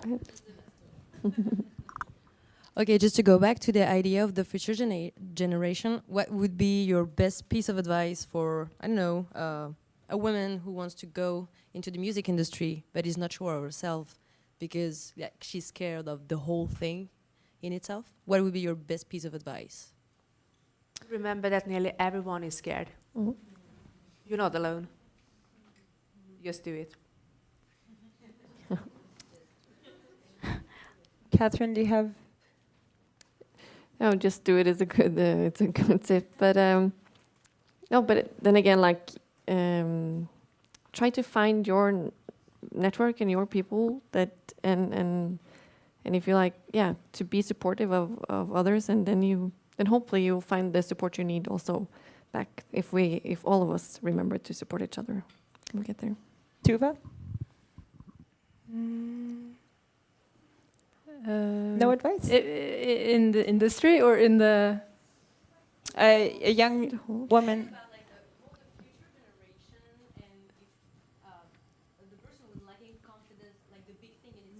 Yeah. Just her own talent or maybe capacities, just like... Yeah. I think maybe send out the emails, you're not scared. Like maybe you're scared of sending that email to this person, but I have this idea that I send out the emails I want to, and I'm like, yeah, Feist might not answer me, but I mean, I could just try, and then maybe not Feist answered, but somebody else, and like they probably didn't read the email, so it's not scary to just go for it. Marte? I think it's very important to listen to your heart and your guts, or your stomach. Is that what you say in here as guts well? is good feeling. Just to be like aware, or just if it feels bad, then probably it is, and if it feels good, it's good, and just to trust yourself. That's the best thing I have done. And the times I've forgotten to do it, it haven't gone so well. So I'm always being going back to who am I and what do I really want and where is me in this situation. And then I make my own path, and this is where I'm heading, and everything around me just have to go. And it's difficult very often, but that's like breathing for me to think like that. Rebecca? Yeah, it's kind of what you're saying. Be sure to like really follow your heart and do it for the right reasons, because if you don't do it for the right reasons, there's so many more secure jobs to take, like for sure. Like so, and then you're gonna be so sad in the end if you did it for like to become rich or something like that, because most of us are really poor. but like seriously, it's you have to like always try to remember why you do it, and it's hard because sometimes it's hard. It's easy to like get stuck on numbers and comparison, and like it's competitive, and social media can really like just drain you. But there was music and art, and people were making art way before there was an industry around it. So the industry wouldn't exist without us, and you have to kind of just remember that always and feel like you're the one making change. The change is coming from underneath, and it's always been coming from underneath. And just, I don't know, now it's like a preach. But like, just stay true to yourself and why you started in the first place, because that's going to take you the longest. Vanessa? All of that, plus be patient and like listen in to the anger that you may feel with, when you look around you, but also try to balance it with pride, lots of pride in, being proud in your projects, fun times with your friends, with people who nourish you, socially, psychologically, artistically. I think it's important to listen to that anger, because I think change starts from this feeling of injustice, but it does take time to change the industry. So, the time that it takes for us to get there, try to balance out the anger with the hope and the joy. Definitely, I guess similar to what Tuva said, don't be afraid to ask questions, because the more questions you ask, the more you will learn. And for me, I've always been a very goal-oriented person, and no matter what your goal is, whether it's something you think is like totally crazy that you don't think you could ever achieve, set that goal and work towards it step by step, because if you don't have an end in sight, then you won't know what steps you need to take to get there. So I would say those two things are good, important. And I will tell you very quickly, there is no one in the industry that you absolutely need. If they're not nice to you, don't talk to them. If anyone makes you feel uncomfortable, they're the ones with the problem, not you. And you never need them. You never need them. That's it. Okay. So I think we've gone 3 minutes over time. But thank you everyone for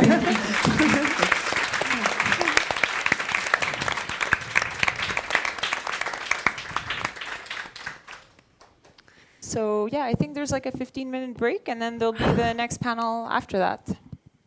So happy break time.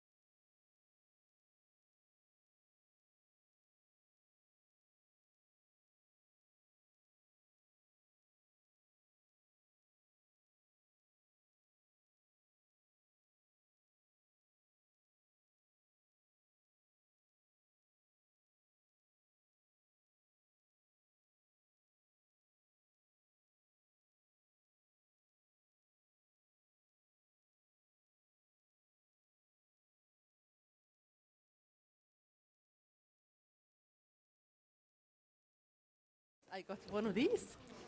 Ooh, Mont Royal. The chaos My of microphones are on. everyone's mic packs being on. Don't say silly thing then. I don't know. Yeah. Okay, I was supposed to sit there, but Where am I sitting now? I'm number 3. Where am I? I think it's your, free seating. depending on your Oh. microphone You're number. Oh, three. I'm 2. I'm two. I'm two. Oh, we're as both well. 2. There's two We're twos. both two. Well, Two I twos. don't know what to say. And my microphone is not working, so and There's Check, a microphone in the chair. Yeah, here. I'll just use that one. all right. Well, I will welcome everyone to their seats as Where the are we panelists gonna work sit? themselves out. Should we? It's like a Wherever. party. Where are Like you? we're Yeah, rubbing no. off Okay, and let's do having like a- this. Check. I think I'm here. We have a Top five. very exciting I'm panel 7. on I'm 7. export, which is Check. The Check. dreadful question that every artist and music industry person is trying to navigate at all times: how to export artists to new territories. Hello. Oh, sorry.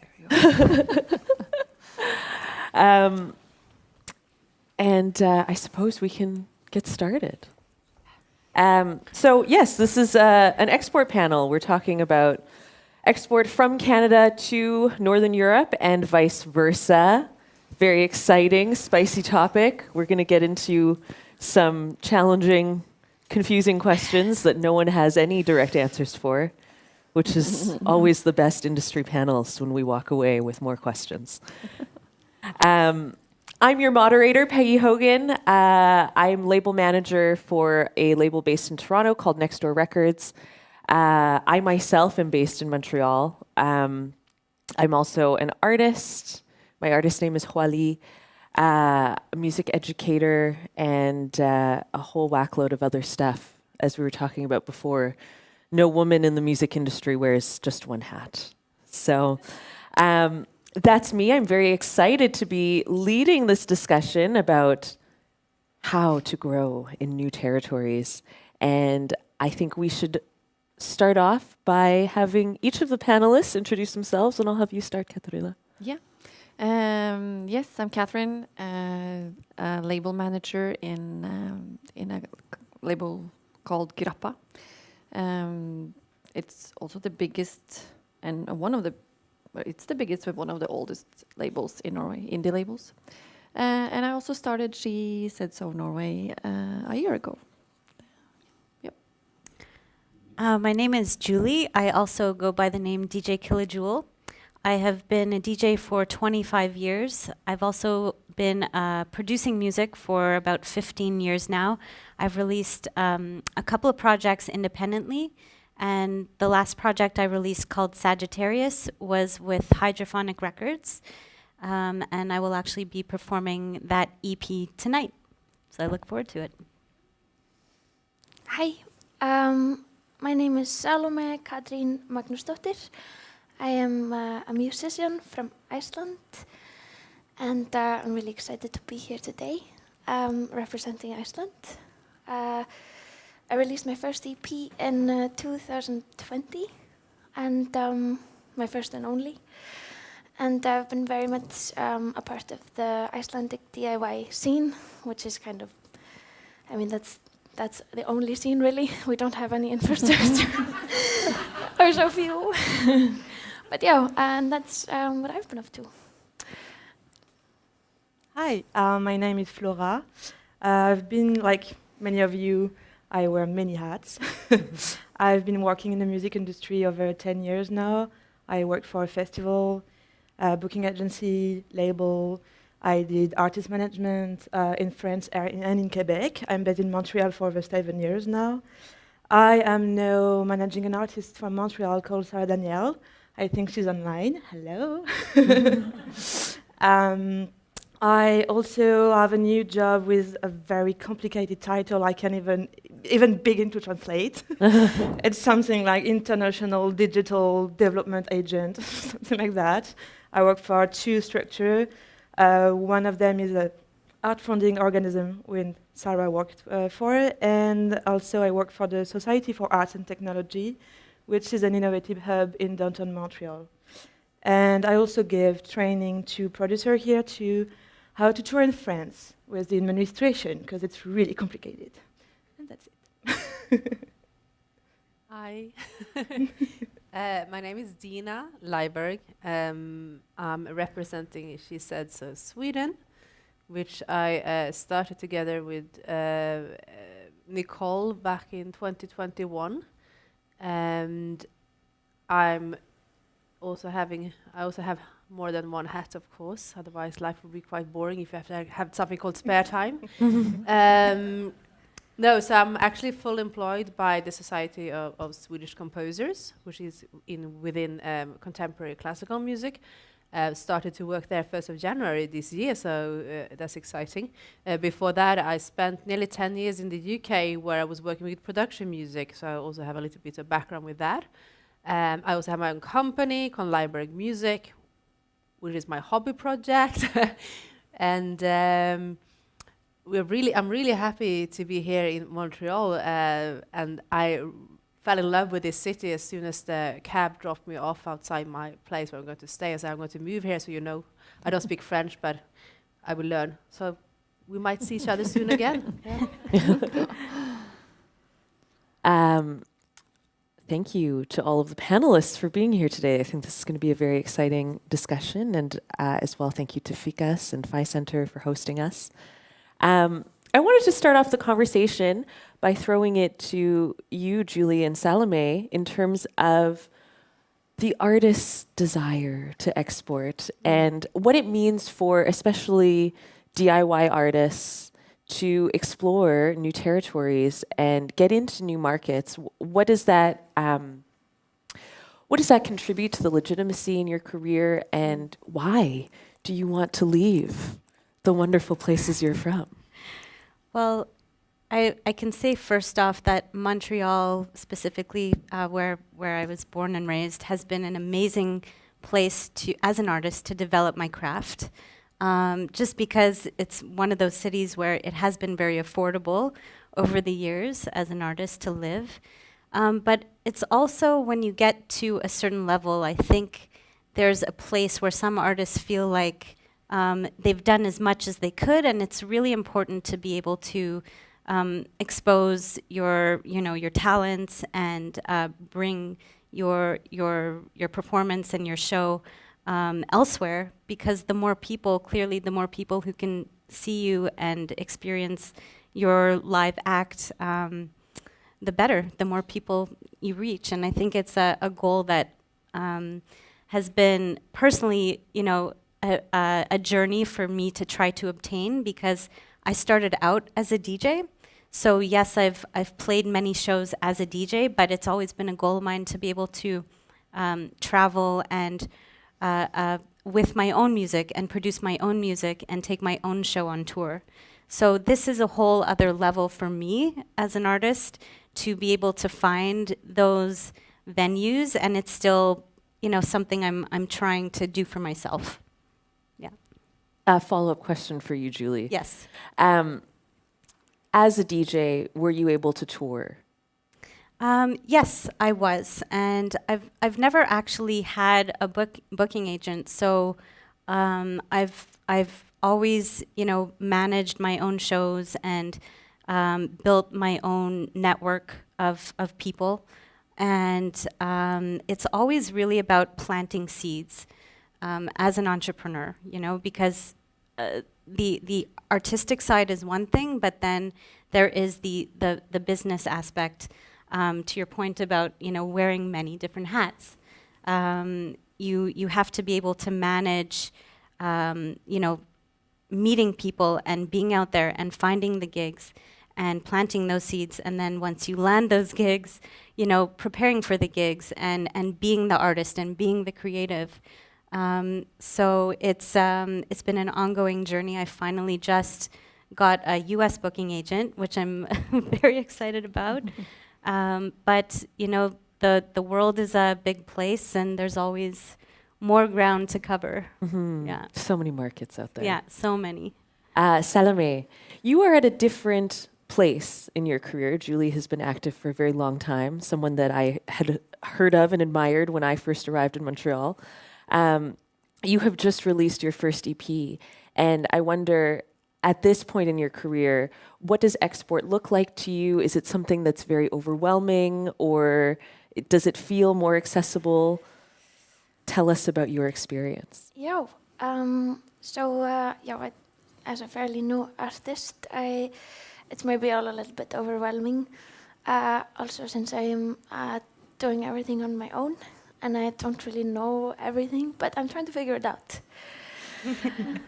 Everything. Being from Iceland, we are such a small country of only 350,000 people.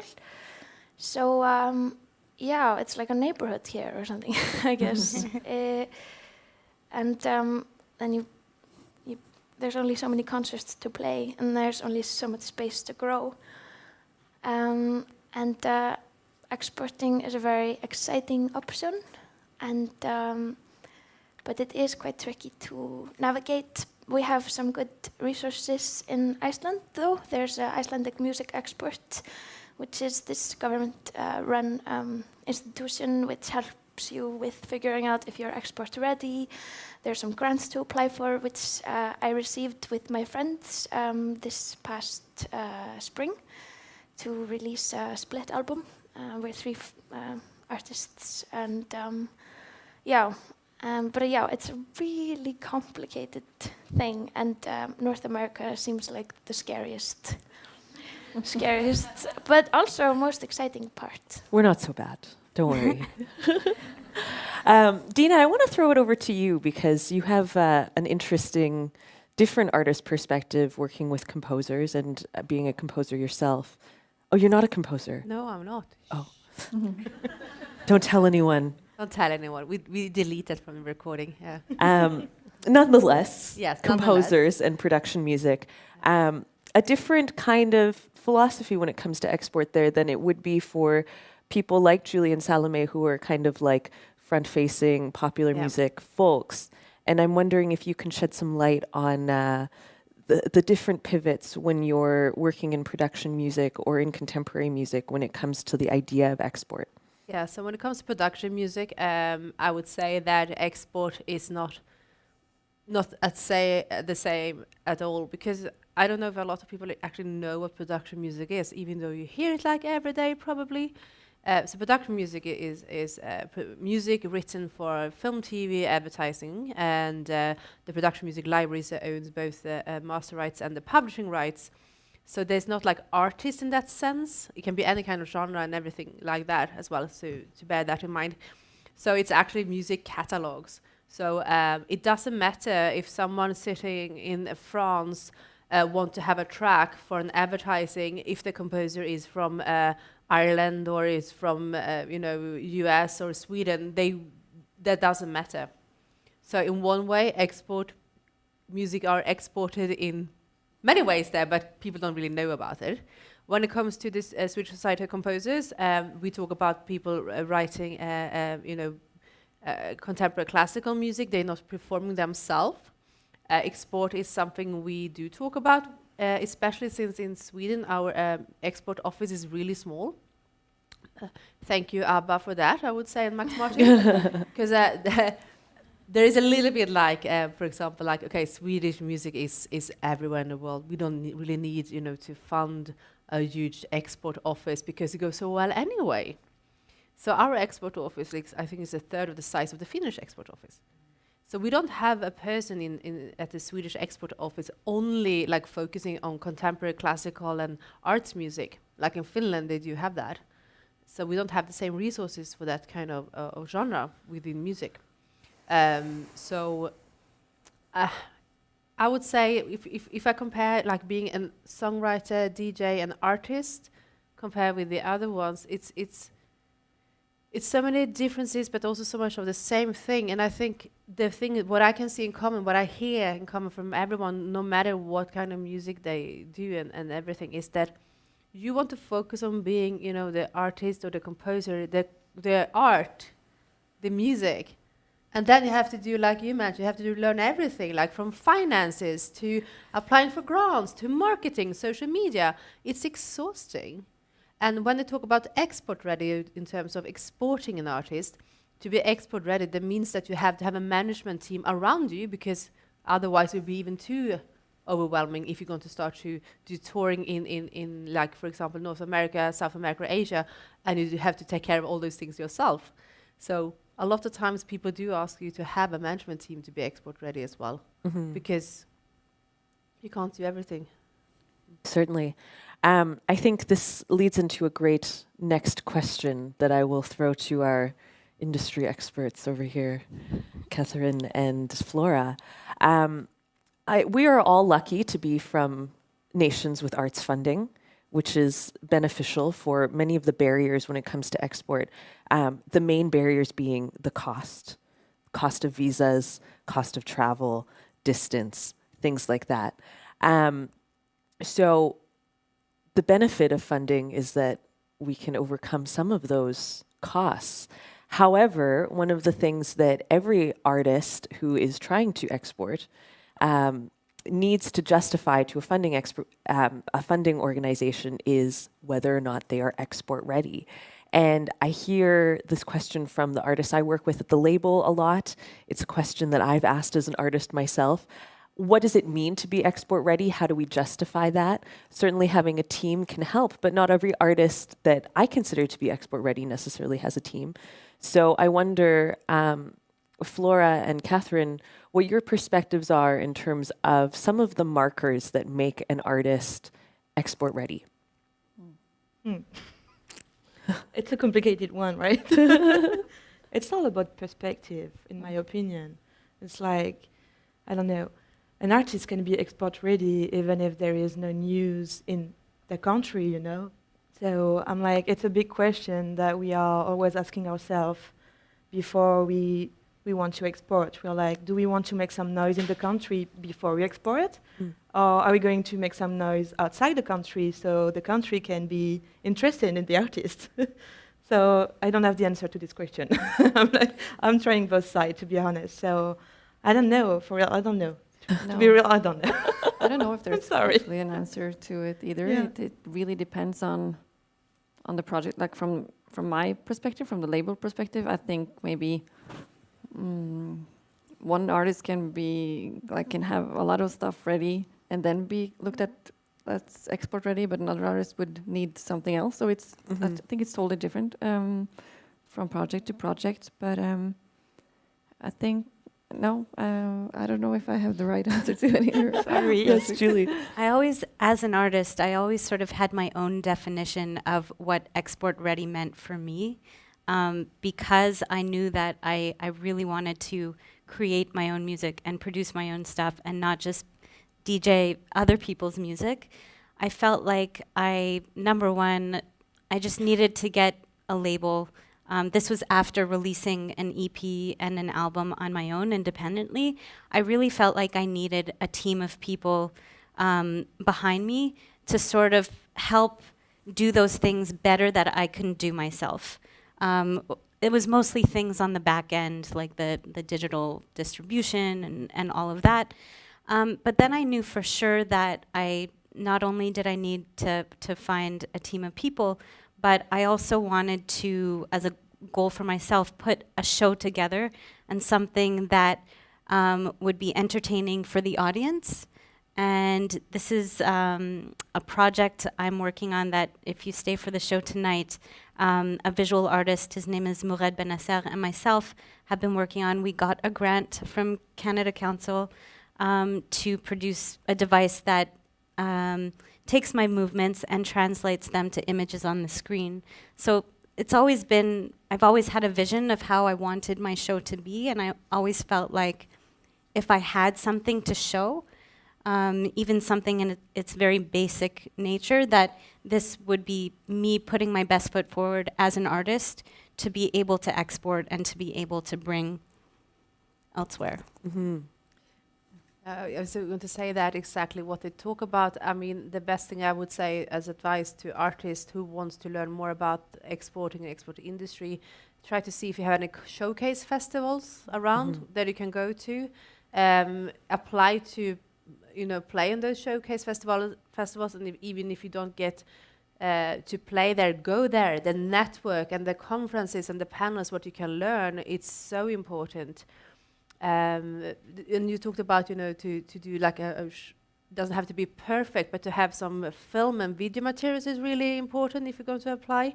And also to show that you've been playing live, because to be export ready is also to be able to handle difficult situations on stage you haven't been thinking about. And if you've done a few gigs and stuff, and you can say, I've done this and that, that is also a step towards the export ready, that really know what it is. It should be like a bullet point list, but it's not, as you said, it's not that easy.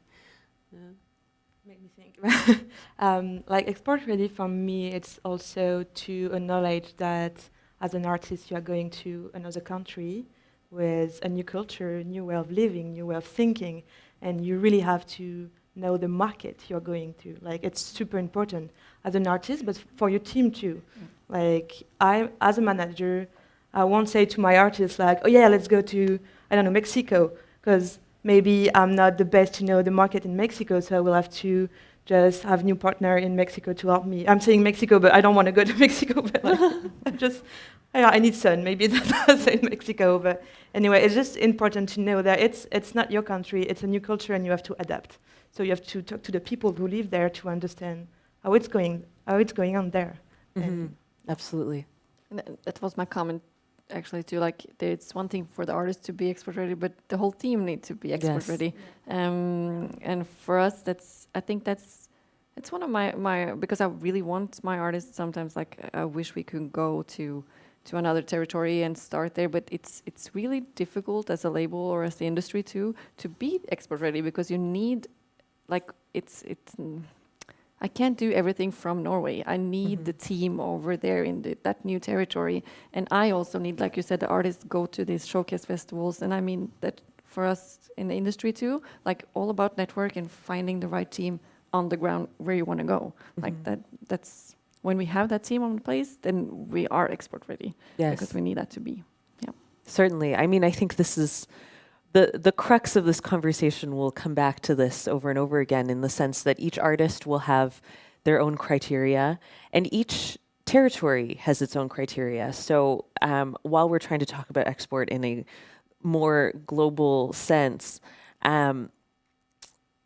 it's challenging to parse out the details. And even when we're talking about Canada as a single market and Northern Europe, it's like, well, each territory in Northern Europe has its own concerns as well. Certainly local partners help a lot in that regard, and showcase festivals are great for establishing that. Can I just add something? What I think it could be really important, based also on the other panel, but based on studies in general. It says, studies show that women are like holding back a lot. We don't apply for jobs, so we don't do this and that. If we don't have like 80% of qualifications, by men just have 60% just apply for job. This, I think, can also apply when it comes to export ready. So for anyone here being an artist or anything, just apply and go out there. Don't hold yourself back. That's also important advice, because we talk about it a bit like it's to be export ready is a scary thing. I mean, you don't know if you're export ready enough if you don't try in the first place. So just don't think too much and learn and study, but then apply and go out there. Certainly. To bring the focus directly to funding, I know that I can speak from a Canadian perspective in the sense that, let's say Factor, which has a lovely showcase grant, one of the ways that you show your export ready to Factor is having been accepted to a showcase festival. Like, you can directly say, like, well, I got into Future Echoes in Sweden, and, because they selected me, that means that the people curating this festival deem me to be export ready for this territory. Therefore, please give me the money to go. Which is great, and we have very specific funds for this. Canada Council also has a great circulation and touring fund for activities of this nature. I'm wondering if the Northern European folks here can shed some light on some of the funding opportunities that you have and the specific kind of avenues and ways that you justify to the funding organizations what you're doing. I can start with Norway. We have the same. We have I must say, a pretty good funding system established. We can also get like the industry can get funding for traveling, for meetings or networking or to showcases. I can, as a label, also get funding for that. Then the artist can get tour support from both like the government, but also like different other funds and grants they can get. I think the first thing you need to do is like really work on a good application. Like you need to do like the work you do before you apply is super important. So you can show what you're planning to do, and you will also need to report afterwards. So it's yeah, which is the worst part. Which is the worst part for sure. But it's super necessary, of course. Yeah. But yeah. And in Sweden, I don't know if it's in Iceland. I don't know if it's the same. In Iceland, we have some funding, definitely, for exportation of music. It's mostly the UTON, the Iceland Music Exports, that deals with all of this. Icelanders, it's my feeling at least, that we put much more emphasis on the creating of music and recording of music when it comes to funding. And exportation, it's it's a little bit more tricky. But there are always these ambassadors, or these people from Iceland going, and I feel like in regards to equality and stuff like that, it's pretty equal. Female and male artists and non-binary and all of those things. It seems quite fluent to me, at least, as a part of the scene. But sometimes, absolutely, there is more focus on people who have an artist who have some sort of management or team around them, absolutely. And Dina, what about Sweden? What's available there? So in Sweden, we have the Export Music Office, as I told you about, and they do arrange a few things you can apply for directly. For example, they had something in, I think it was in the LA, for like if you work within, I can't remember what it was. I wasn't qualified at all, but I applied, of course, anyway. Who want to go to LA? I didn't get that one. But they also do other things, like, you can apply directly for them for some things. Like, for example, they had, if you want to go and visit Bylarm in Oslo, you could apply and you can get the funding to go there to get a ticket there. So they do all sorts of different kind of stuff during the year. But also on their website, it also shows like every other place you can go and get funding, like the Cultural Council or the Arts Council. All these different places are listed on the Music Export Sweden's homepage, or the Nordic funds and everything, and said this is for for the artists for international touring and this and that. And then you had to navigate into those pages to see what is available. And one interesting fact about them at the Council of Art is that they sent me a report, because I contacted them because I was going here, and I like data stuff, and what is shown there is, like, in most genres within art, like film and everything, is like 50-50% of women and men applying for these grants. But when it comes to music, and this is not about export, it didn't divide into exactly what kind of grants. But with music, it was, I think, 70% men and 30% women who were applying for those grants in Sweden, like 2 years ago. Wow. So even in one of the most equal countries in the world, which is very interesting. And I can't stop thinking about that. Did you want to add something? It was just something I remember that we also have, like our export office is also good of funding for export, of course, and we also have these trade missions that are called. So they are collaborating with other territories. I've been on, I guess, like 2 trade missions. I went to New York once, and then to Tokyo. And then you kind of also meet, like, usually they also do this with the other Nordic countries, or other Nordic export offices. So they collaborate and do these trade missions. And then you kind of like meet both the territory you're going to and meet network there, and you also network with the other Nordic countries. So that's also a good good funding opportunity for us. I want to earmark your point, Dina, but yes, go on. Yeah, I just want to say that it's amazing how the Nordic export offices are working together. I was just in Iceland last week, and the export offices had like several panels, like a whole day there. So it's I love that fact. That's how they work together as well. Yes, if only North America was more collaborative. Too bad the United States doesn't care about us. Wow.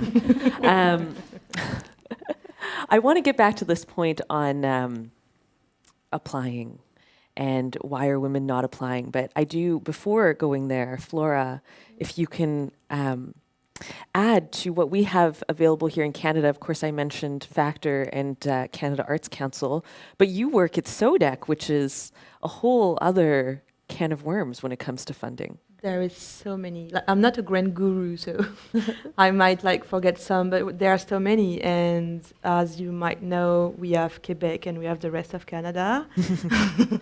This is something, it took me some time to understand when I get there, but Quebec is like a microcosm. Yeah. Yes. And then there's the ROC. And then, the ROC. It's something I learned in my first year in Montreal. I was like, well, okay, that's weird.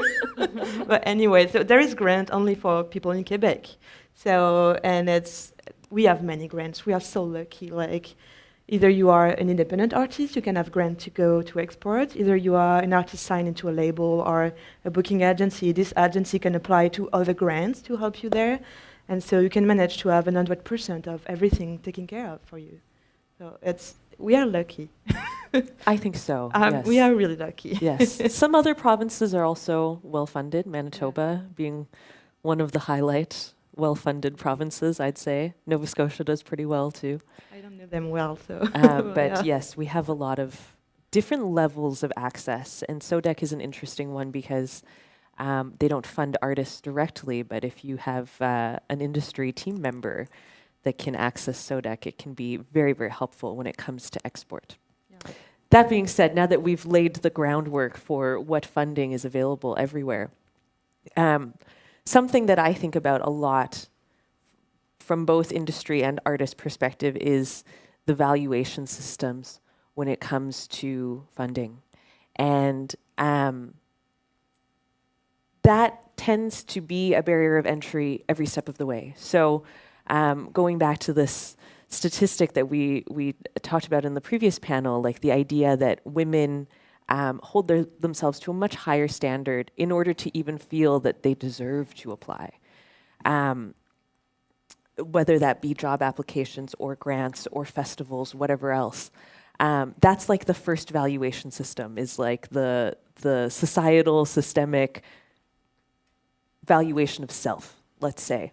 But then from there, you have the juries of each individual funding organization that has their own valuation systems by which they judge whether you as an artist or an art institution is deserving of funding. So this is going to be a very philosophical question. I'm sorry to not make this an easy panel for you guys. But I wonder,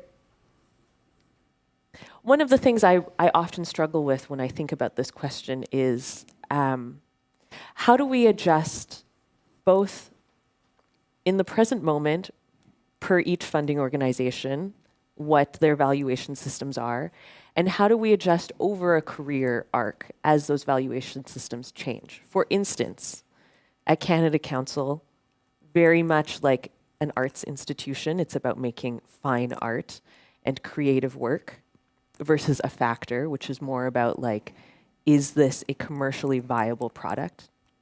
That being said, what makes fine art at Canada Council has drastically changed over the last few years. We're seeing many more racialized artists getting funding.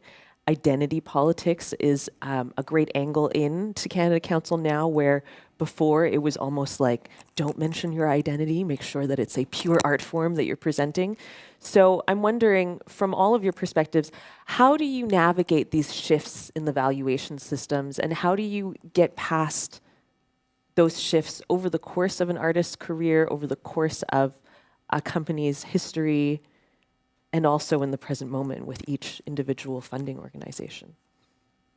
Yes, I did. No, I did say it was a big question. I mean, I can only start with my personal experience as an artist, having applied to both Factor and Canada Council. And I see now why I didn't get Factor the couple of times I applied, because my music isn't very radio friendly at all. So that may have been one of the criteria. But I was posed with the question, are you a minority? And at first I was like, well, I don't feel like I feel like I'm very privileged being here in Quebec, in Canada, and having the life that I do. But then somebody mentioned, well, you are a minority, you're an English-speaking person in Quebec. And I realized, yes, this is very true of my experience here, is that although I've lived here my entire life as an Anglophone, and I do speak French, as an Anglophone I have felt like a bit of an outsider in a sense, and I did tick off the minority box. I did get the grant, but I'm not sure that was really the reason why I got the grant, but you just sort of, it came to mind when you mentioned it that they are focusing very much now on your background and your ethnicity and all of that. Certainly, yes. Any larger philosophical musings on valuation systems? Dina? So it's not very philosophical, but it's really fun. I forgot to mention actually about grants, and I work for the Swedish Society of Composers, and we have travel allowances, which I work with, and I forgot to mention that when we talk about grants, which is quite fun. And that's what I do like every week. And that doesn't take any accounts in terms of gender or minorities or anything. It's you know when I get these, so I actually I'm the one sitting on that side, like giving out allowances, which is to export for people going to the US or Brazil or wherever they're going. And it's just in terms of, do they actually fit in those criteria we ask for in terms of is this, and that? If it says yes, then they will get it. So it's not like we have to choose between anything. So, which is quite nice, it's just easy. When it comes to the other kind of grants, don't quote me on this one, but from what I understood when I talk with one of these departments that give out funding, is they do not look into or consider it in terms of diversity. I'm not sure if they see the names or anything in the beginning when they apply, but the gender was not even a thing. They just, because in Sweden we use the date of birth and they something called a personal number, which then will say if you're a man or a woman, and that's how they get the data if it was a man or a woman who applied. With this being said, it's a bit of a shame as well, because if we do not talk about those things about diversity in minority groups and gender equalities and stuff, you won't change anything. So I'm hoping that we will start to open up a little bit more in terms of that. Who are the minorities, and do they get the grants they need? And if they don't apply, why don't they apply? That's not really. I barely hear anyone talk about that in Sweden. I just want to check in with our festival organizers because we did start late, and I'm going to ask if we can go 3 minutes before Q&A. Okay, well, great. I'm going to open up a huge can of worms in this last 3 minutes because we've touched on this already, the idea of when you are exporting to a new territory and a new market, it is so very important to consider the cultural concerns of that market. And something that I really think a lot about when it comes to when I'm advising people about exporting to Canada is the conversations that we have here around representation, around our Indigenous peoples, around racialization. And I know that this is in a different place in Northern Europe, in each of your respective countries, the ways that you're thinking about this particular question. So I'm wondering, how is it that we as Canada are able to bridge that gap and transmit the conversations that we're having? I can say it's so important for artists coming to Canada to understand this, like one misstep when it comes to understanding Indigenous issues or the issues of racialized people in Canada can really mar an artist or a company's chances of making it here. So how do we bridge those gaps in terms of forging our relationships, transmitting that information? And where is that conversation in Norway, Iceland, and Sweden when it comes to minoritarian perspectives? I mean, we do have in Sweden and Norway, we have the Sama who lives in the north country. And you know, when we went here on the, we changed flight and was flying with Air Canada from Toronto to Montreal, and they talk about indigenous people, you know, on the flights, like Air Canada is supporting them. You never heard that. I would never hear in Norway and Sweden that like the Scandinavian airlines are supporting the Samas. No. It's true. We don't. It's sad, but I think we just have to start to talk about that in smaller groups, and also to demand that we start to talk about minorities and diversity. And like in the UK, you talk about that a lot. It's very much more open, you know. And even if you go to the doctors, you have to fill out like your background and ethnicity. And in Sweden, and I don't think in Norway either, you never talk about those things. Sorry, I talk for you now. No, you're good. It's fine. Yeah, you said it all now, so it's okay. Yeah. Or in Iceland, I don't know. Iceland, I mean, Iceland is such a weird place. We, of course, there's no indigenous group. Like, we are just there. And we have some immigration and immigrants, and maybe that's been, my like artist community has been trying to shed light on funding like being needed or missing for people of that are coming to Iceland from other places, like Poland and just any country really. So that's like a conversation that's being had now, and then of course the equality thing. But yeah, sometimes to me it feels a little bit random, but you know, and it's all very like click. Is that a word? Yeah. Yes. Based, like who knows who, and that's not just music, it's everything in Iceland. Do you know this person? And you know, of course, it's so small that you kind of do probably know this person. Yeah, so it's a strange place for that, and for the indigenous part, and all of those things. And Icelanders are still learning a lot, and especially with our country opening up more. Flora, is this a conversation that you have in terms of your business dealings when you're thinking about export, like educating people about these cultural differences in Canada, and also how best to represent Canada when exporting artists elsewhere?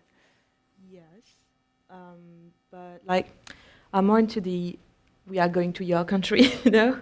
But it's a very important question. I feel like it should be the role of the export offices to help the industry and the artists to understand this information. Because you were asking how can we transmit this information, and us as individuals, you know, I can go in the world and saying like, hey, you know, but Canada, no, I'm an only person. So I think like export offices will be the answers. They are going to hate me, but would be the answers to this question for real, really. But it's kind of the same. Like we met earlier this year at the Norwegian festival, where we had this like we have this like educational seminars. So we went and I listened to your great panel about Canada, and you said things about this, and it's so important that we get these opportunities to meet each other, and that the music export office is also like as we talked about earlier, mentioned like these great roadmaps that we at least have in Norway, where we also get this information. I think that's really great. Wow, I can't believe this is wrapping up. I feel like export is a conversation that could go on for hours upon hours, and I have so many more curiosities that I would like to explore. However, it is your turn as an audience to share your curiosities. So please, let's take the conversation elsewhere, and if anyone has questions, now is your chance.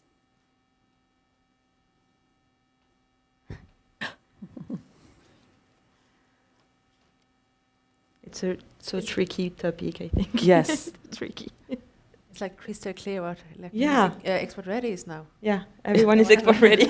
Everyone is export ready. Think of yourselves as export ready and to ask from there. Yes, Vanessa.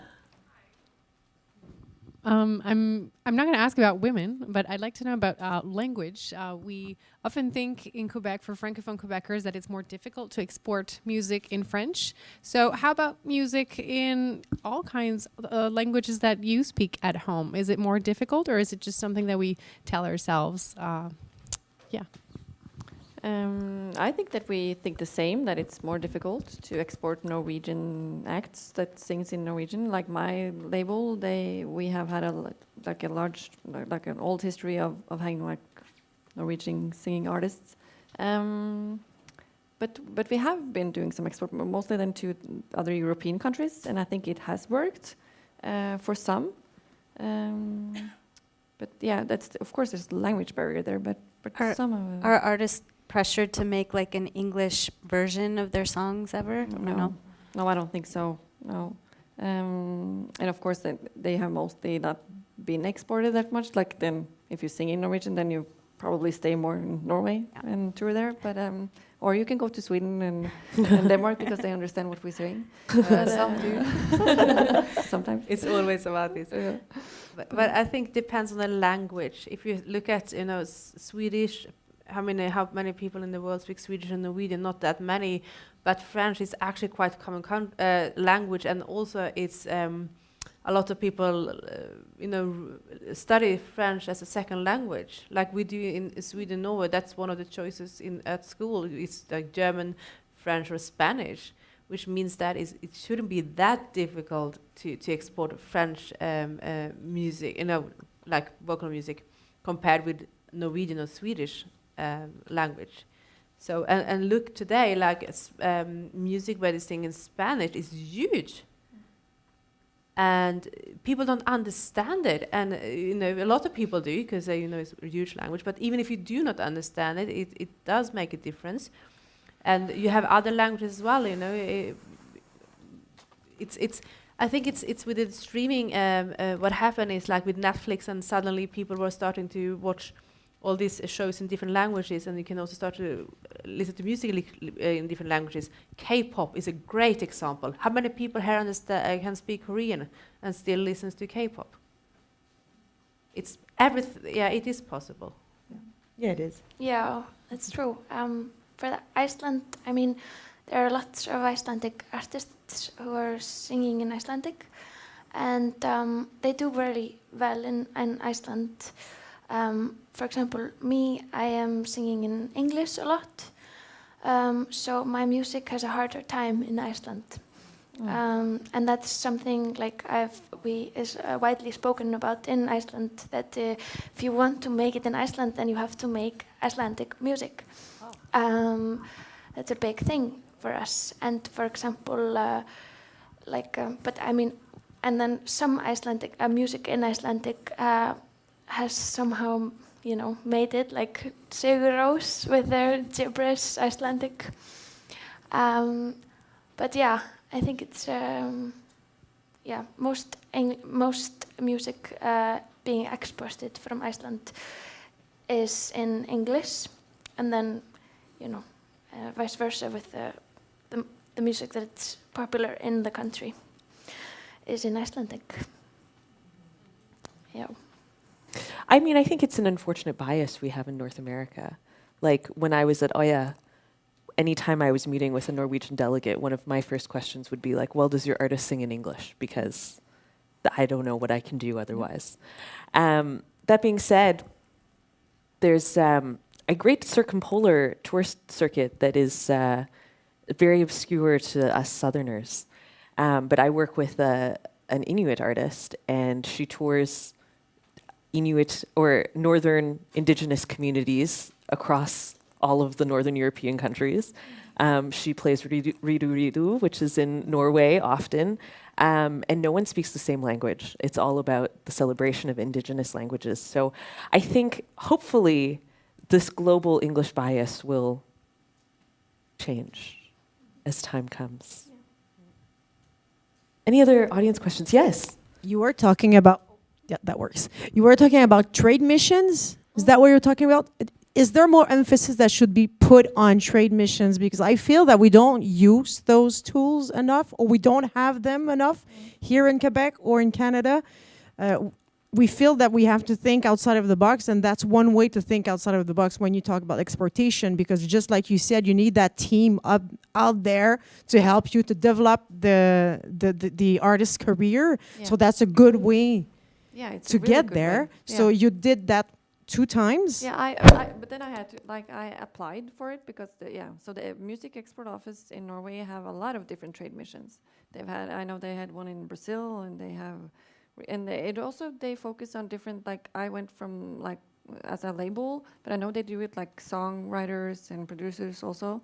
And I think the reason why they get it to work is because they work together with the other music export offices. So the music export offices need to talk together and work more and make these opportunities for us. Did all of you use that, the trade missions? Because I guess that we have those in Quebec as well, or in Canada? The Canadian Independent Music Association does do trade missions. And they have gone a lot of places. There was recently one in South America, which sent delegates from Canada to Mexico, Brazil, and I think the Ecuador. So it does happen. Flora, are you aware of any Quebec-specific trade missions? I mean, the SODEC is helping a lot in this way.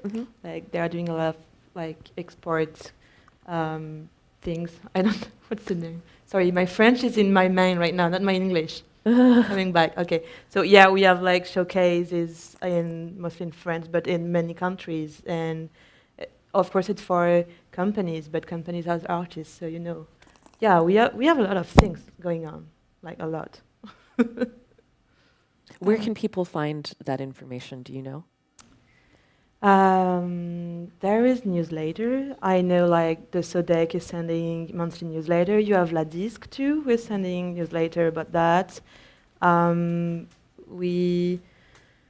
It's online actually, but I think we should maybe more communicate about it to people that are not in the industry, because industry people knows where to find the information. Indeed. But when you are not in the industry, sign into a label or an agency, or as independent artists, maybe it's not easy to find this information because you don't know where to look for. So well, it's an interesting thing, and I think specifically to Quebec as well.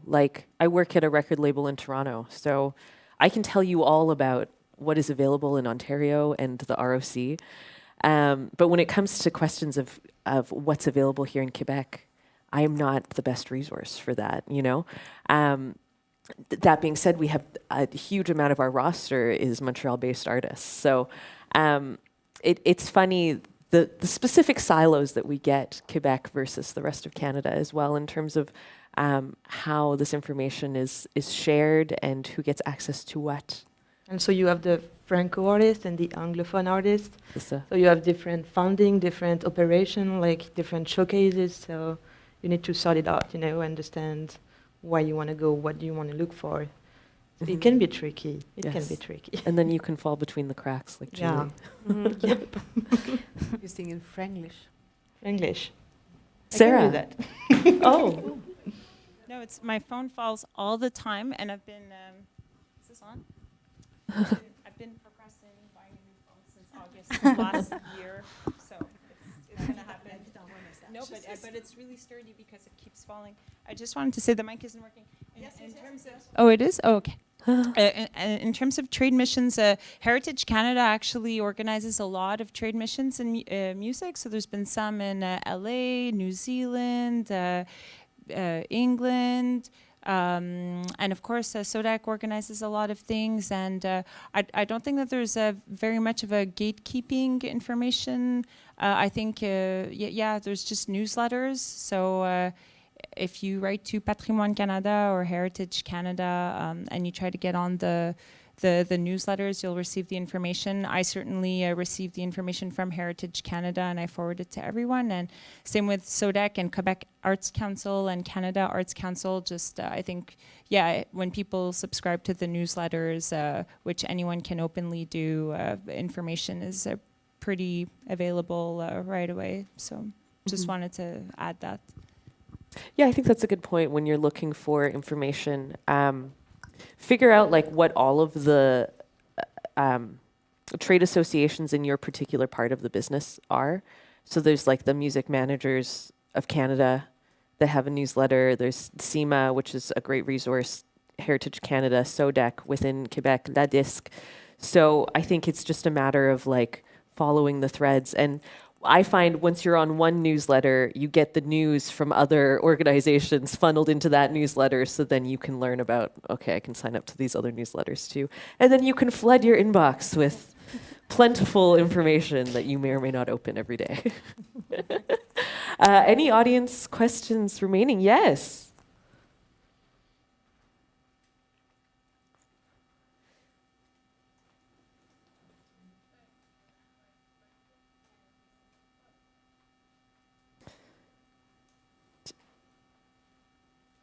Do we have a microphone for our lovely question here? Okay, beautiful.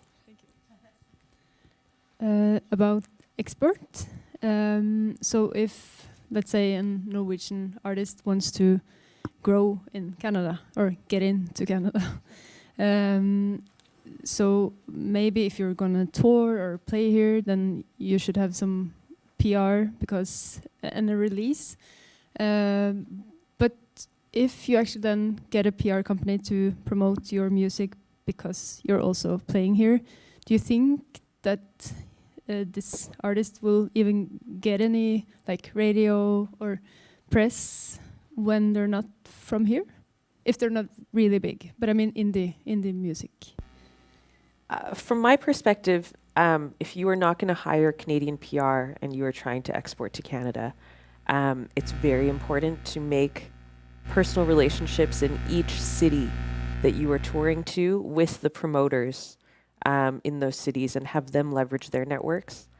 I would say that would be the best way if you're an independent artist. Flora, Julie, any perspectives on this? Yeah, no, I agree with you. Like, you need partner. You can do it by yourself, and like any other country, I guess. And you need to find people to help you. Either it's a PR or it's someone from the city that knows how it works and how the network is going on. And because just going there by yourself will be really complicated, I think. Get a PR company in Canada when I came here, but the person that said yes, like before we got the fundings, suddenly he withdraw the last minute because my single is coming on Friday, and he said, no, we don't do so much singles in Canada, so I would only if you released your album now, because he thought I would, then he would have done it. But because it was a single and the album is coming later, he said, no point. That's not true, and That's I not can true, tell no. you who to talk to on the PR side if you need a PR agent in Canada. Okay, that's no, good it's to not know true. for I next haven't heard time. that, like, never.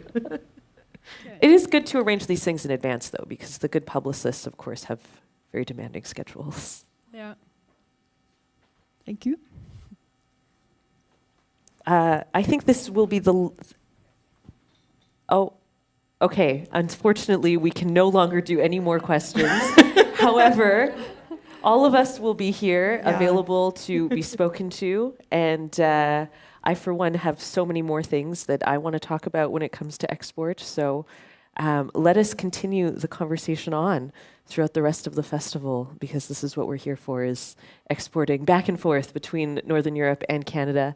Thank you all for being here, and thank you to our lovely panelists for sharing their wealth of knowledge. More panels to come, and do stick around for the showcase tonight to see some wonderful artists performing. Yes.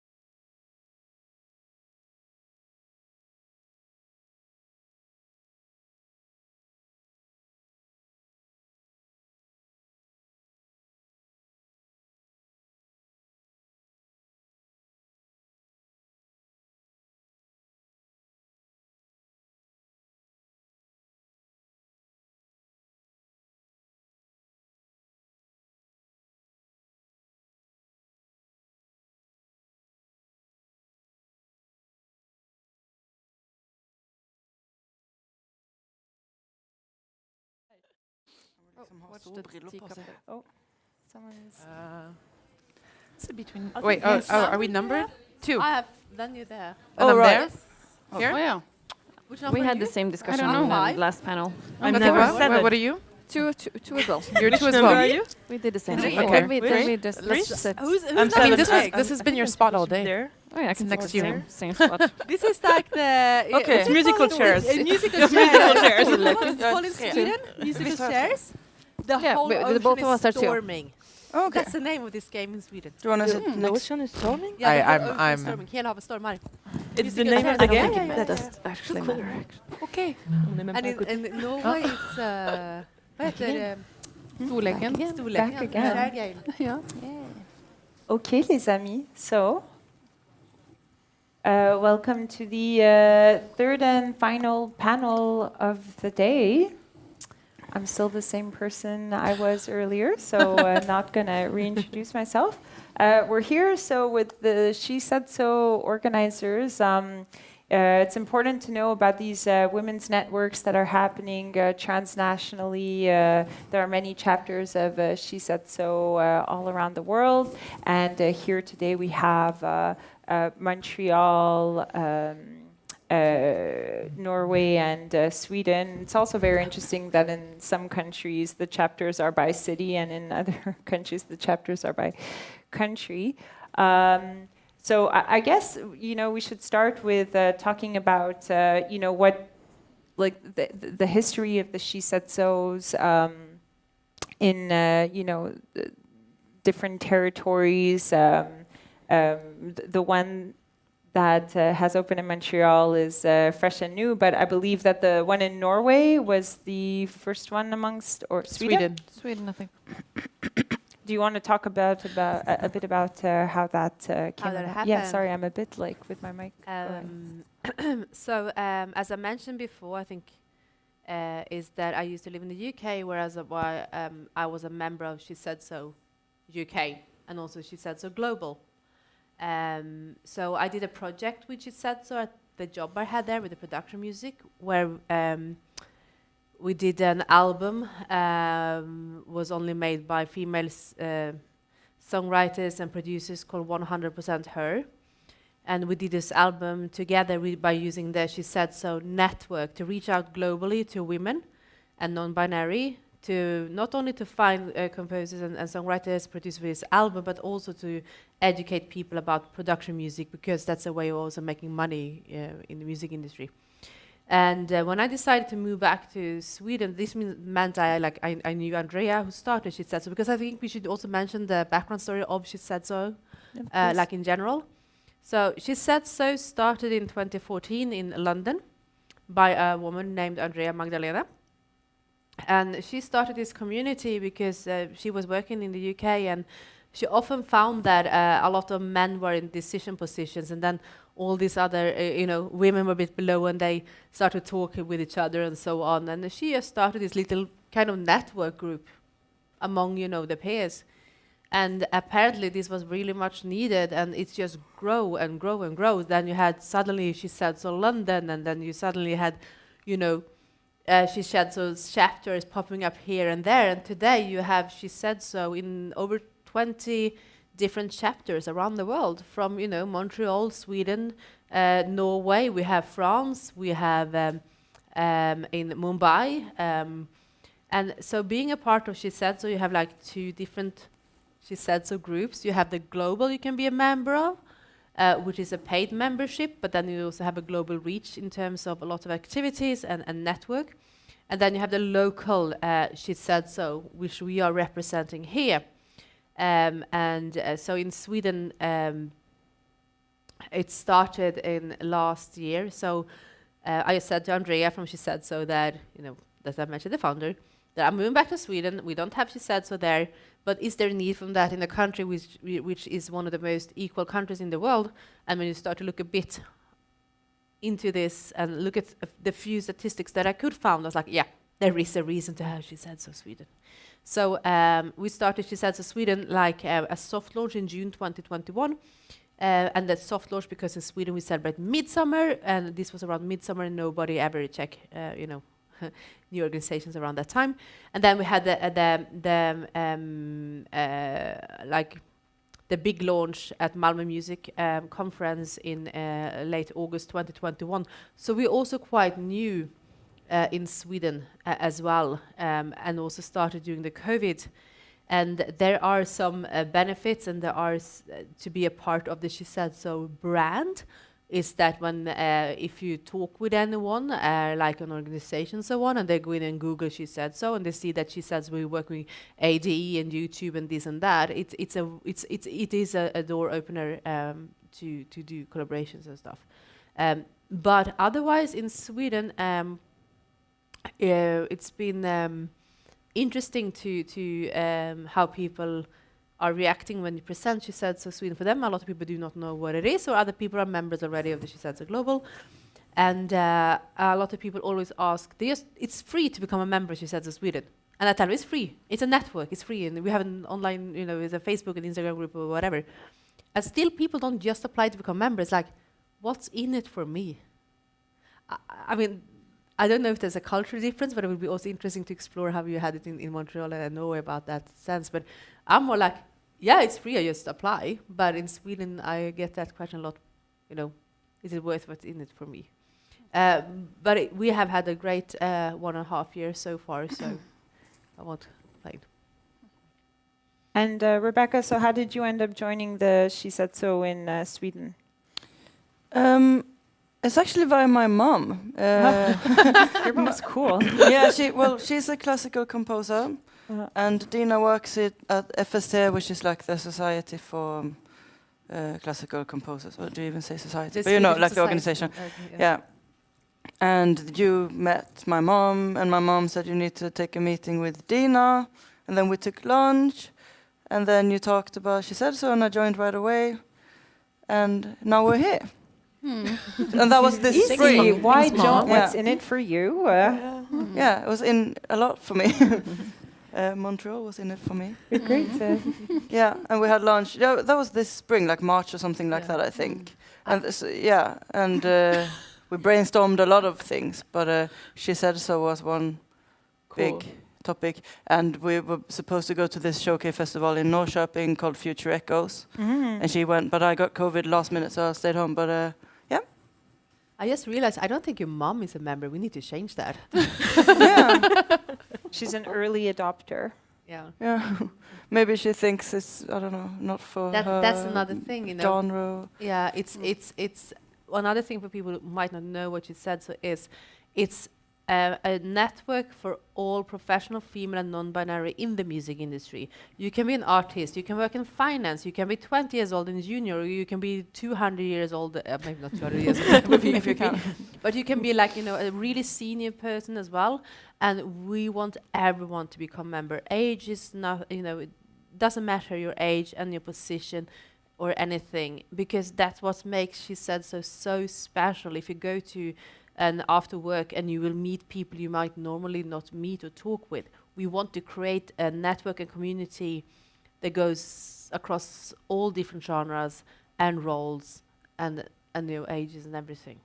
And I mean, the reason why, I've appreciated such networks so much, even though I'm not, am I a member or like an honorary member? I don't know, I guess, okay. Yeah, you're a member. But we were talking a bit before about exports and developing your network abroad and how to find people. Sometimes it's just sometimes you need to reach out to people and ask them questions, and just having She Said So chapters and has helped me sometimes find people, professionals like in South Africa or just in places that are very far away where I wouldn't normally have access via my network to professionals that I found very competent professionals actually to help me on certain projects. So it's nice already to have this network of women that are not just ready but willing to collaborate as a vocation, and it's one of the main reasons I think why it's so useful for all of us. Can we get a bit of the background on the Norwegian story, please? Sure. Yeah. it started a bit like different because for a few years now I've been a part of this advisory board in an organization called Fono, which is the organization for indie labels in Norway. And for a few years ago, like we figured out that there's a lot of female and non-binary, of course, like in Fono, in that organization, that don't know so many people, because usually their boss is male and usually go to these networking things. And if they participate, they don't know anyone, so they kind of like in the background. Maybe they don't think it's difficult to go around and talk to people. And we wanted to like start to have an arena for them to meet and exchange like ideas, or just to like be together and have like a safe place for that. So we started this Fono women group, and suddenly we figured out like why don't we just like do this for the whole music industry and not just for the indie side of it. So, and then we sent out a survey to a lot of people in the music industry and asked, what do you want? Like, and we had then different opportunities, and She Said So was one of them. And what we got back was that they wanted this and this and this, and we figured out, like, okay, that She Said So is then the perfect organization for us to be a part of what our industry wants. And we reached out to Andrea and said that we wanted to start a Norwegian chapter. And then we launched October or like late September last year at Bylarm. So you, what a great conference. It's always somewhat coordinated, I guess, by the mothership in the UK. Is that what I understand? Well, kind of in terms of sharing, you know, general values, resources, having. It can go a long way when you're a new organization to have a more seasoned company, like global company behind it that you can go to for resources. But then a lot of the day-to-day stuff will be managed by us. So then what was the story behind Montreal? It's a cute one, actually. Vas-y. You want me to start? Oh, yeah. How can I start about that? But like, what's cute and fun about this is that I knew She Said So via the French chapter, which it's really big in France. It's so big that now it's organized by city. So you have She Said So France, and then you have She Said So Lyon, Marseille, you know, Bordeaux, everything. And then I came back to Montreal and I was like, why don't we have that in Montreal? It's such an incredible city, and like, so I was really thinking about it, and then I emailed She Said So Global, and I was like, oh yeah, I'm thinking about, what did you think about a Montreal chapter? And then Minal, which was working at that time for She Said So Global, was like, oh, you should meet someone named Lola. And like 3 hours later, Lola was emailing me, but she wasn't aware that Minal told me to meet her. And she was like, hey, I know you're from Montreal, maybe we should do something together. And here we are. So it's cute. I attended, there's been one She Said So conference to celebrate the 5 years, which was in 2019 in Portugal, called Meets. And at that time I was just moving back to Europe, and I kind of randomly applied for a media pass to this conference, and they said yes, and I ended up going. And it was a lot of the same topics that we hear in other conferences, but I was just mind blown by the feminist-centric approach to discussing these topics. And that was it, you know, and it made me really want to see what we could do here in Montreal that could have a similar DNA, I guess. Yeah. Also, just the atmosphere of it was so open. Traditionally, there's a lot of access barriers in specifically networking events in the industry. And at the time, I guess I wasn't that much younger, but I felt a lot younger.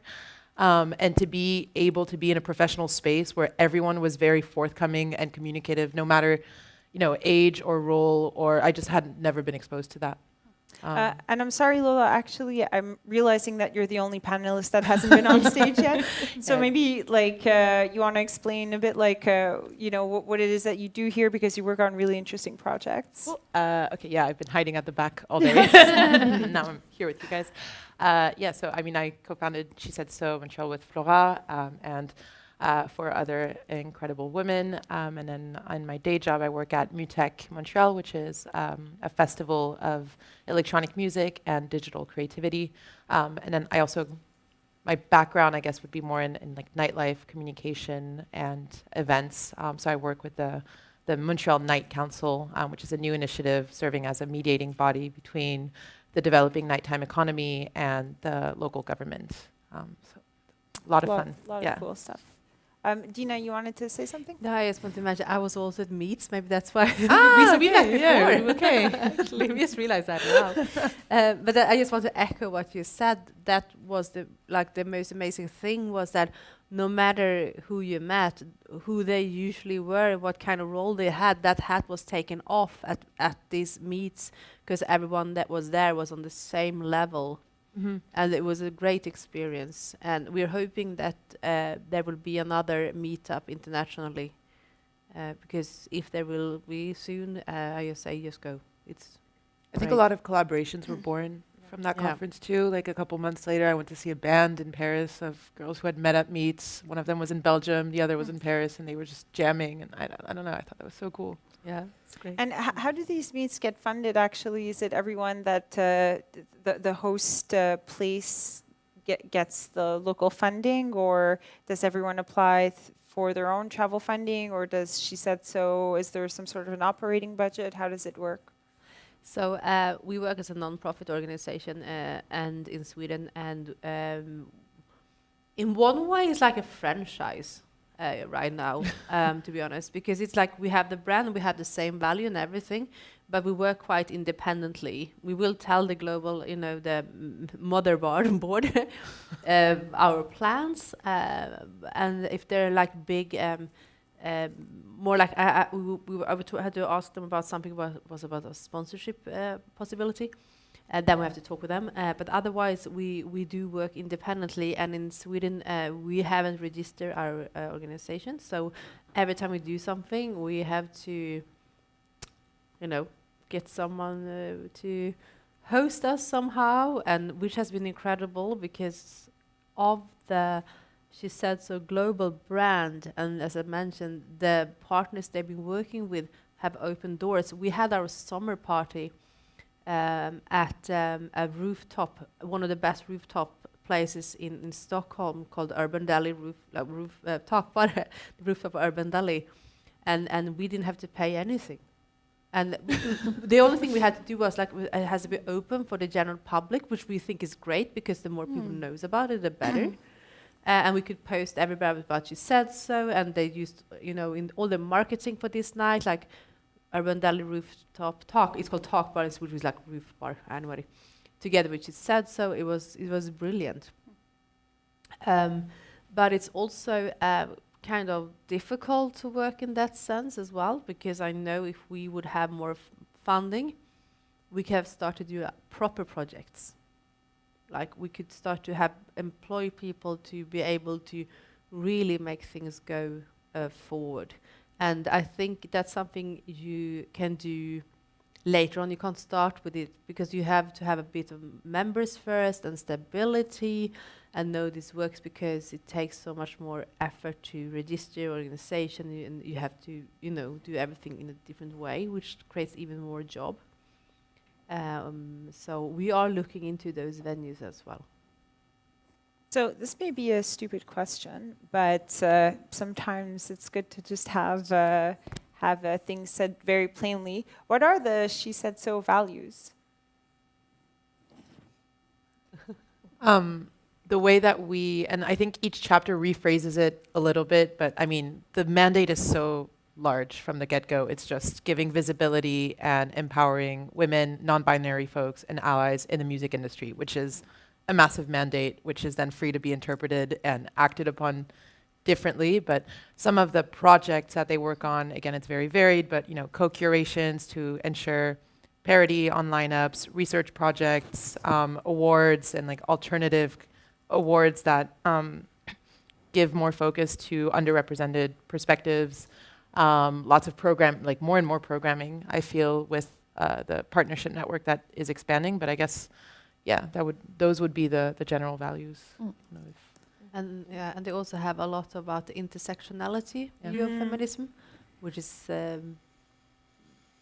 really important to know about as well.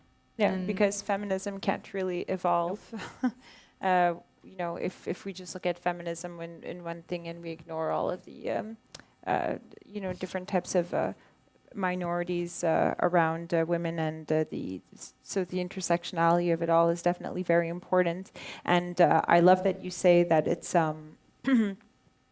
everyone is free to kind of like interpret it the way they want, because indeed, like, we do all live in different contexts and different social contexts. And Peggy, highlighted some important elements to that in the last panel. So, how do you see, each of you on your own countries, like your priorities in terms of, the next like 2 years? What are the projects that need to be developed and the main issues that need to be tackled?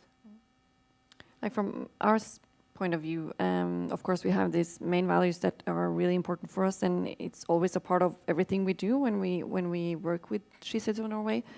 But it's also supposed to, for us, for the next years, I think we need to establish ourselves as a really like a good place to network and like to support each other, to learn from each other, like exchange experience and contact and network.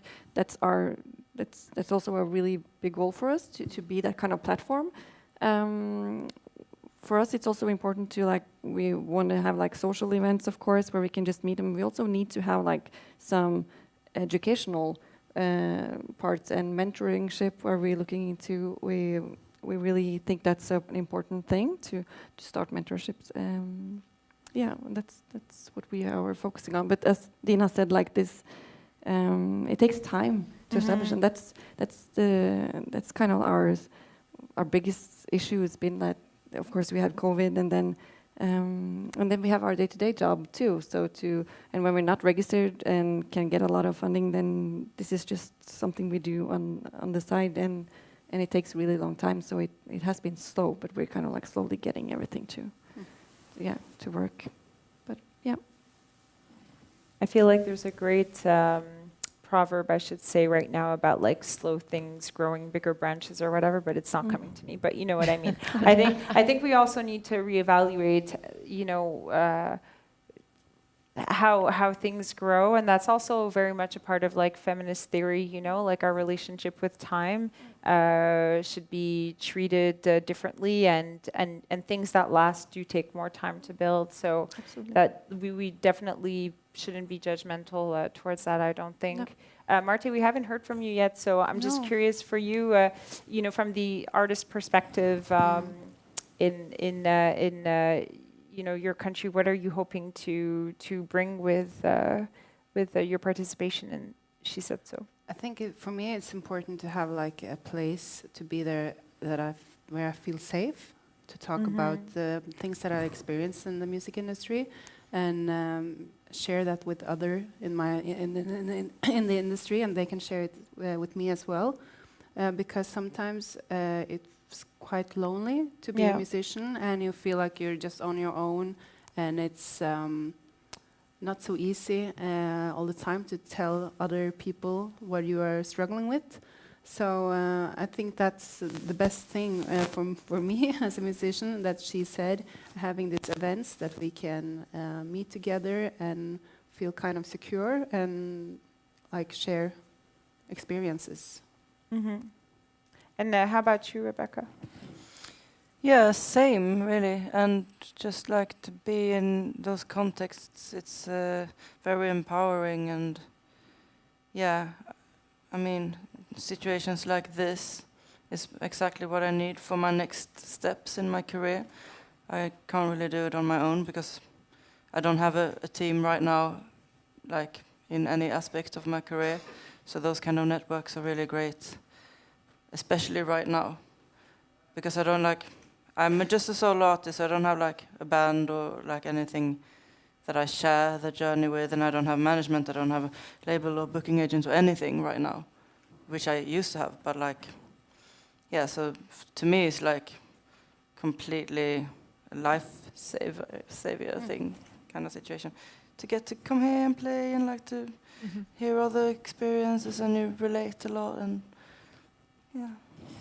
And it's also the topics that we're discussing today. It's very often that I just forget them in a way, because I just have to work on, and it gets like situation that I really feel that this is not how it should be, but I'm still working on.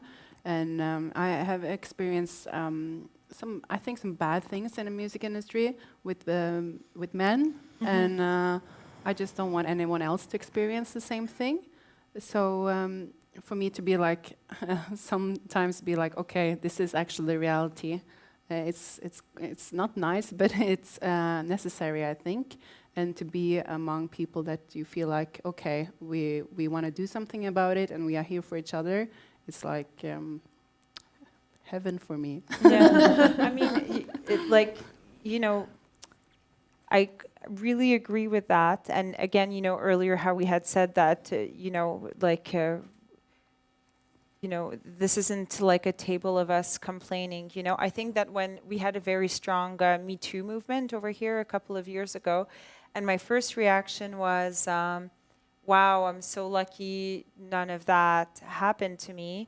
And it's true that, I've had a lot of male supervisors, and they were always, I was never disrespected in those ways. But then when you start hearing different experiences of people and different things that happen and all of that, you start saying like, shit, it's true, that's not normal, and that's not normal, and that's not normal. It's like all of these social biases and these like social discrimination things, that exist either against like women or minorities or, people of different ethnic backgrounds. It's so normalized. I'm 41 now. And I actually, I forgot I was 41. I just had a like mini stroke, sorry.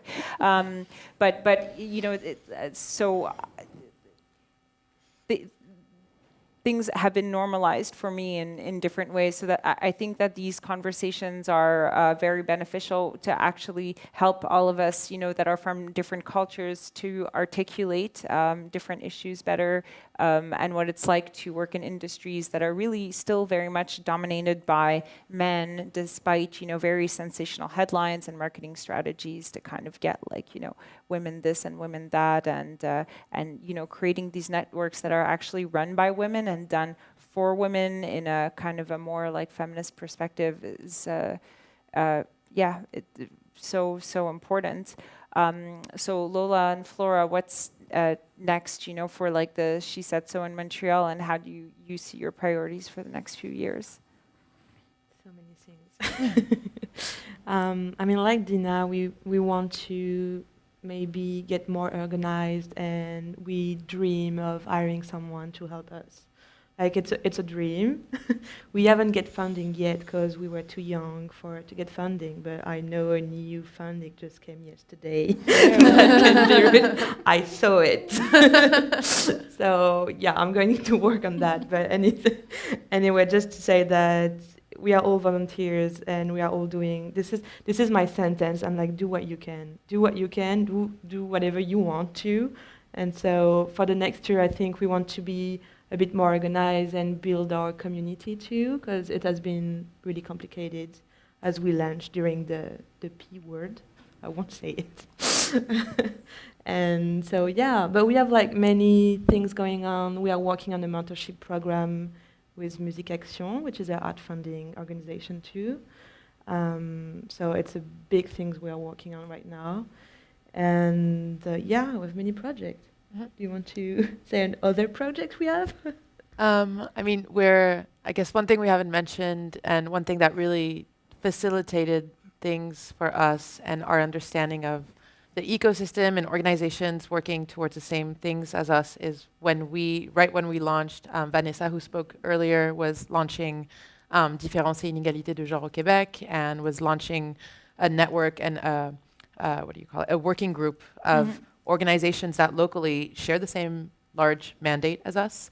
So the Facebook group Femmes en Musique au Québec, Lotus Collective, which is a really awesome educational focused group that comes from the Jam Space, Women in Music Montreal.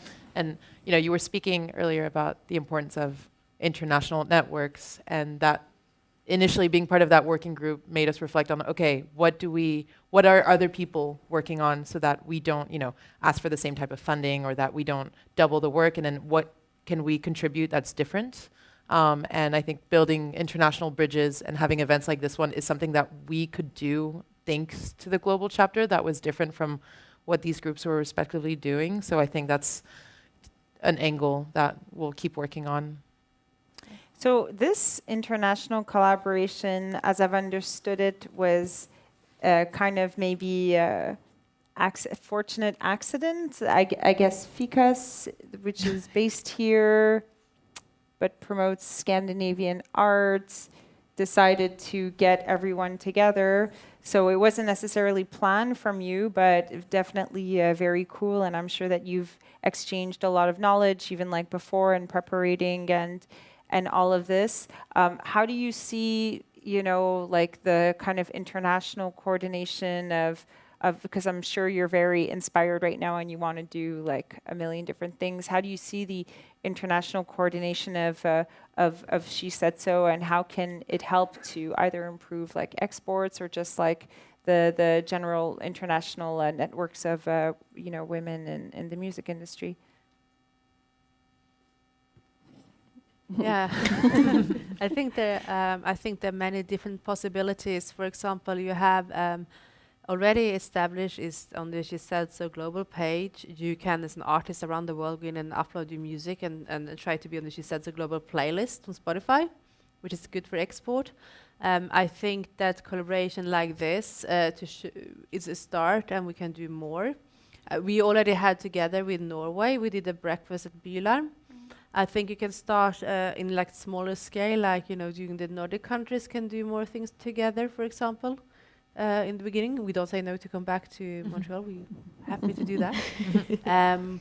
But I think it's the only thing is about the money situation. I mean, it's the time and the money that stops all these amazing ideas and everything we want to do.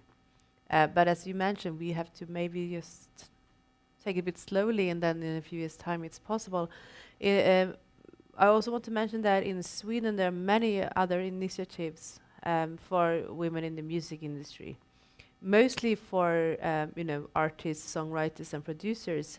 And that's why I want to mention about She Said So, that we encourage everyone within the music industry, no matter what role, to be a member and strengthen their network. And I've been trying to reach out to a few other organizations and projects in Sweden, because I think you're stronger together. And with different bit of success doing that.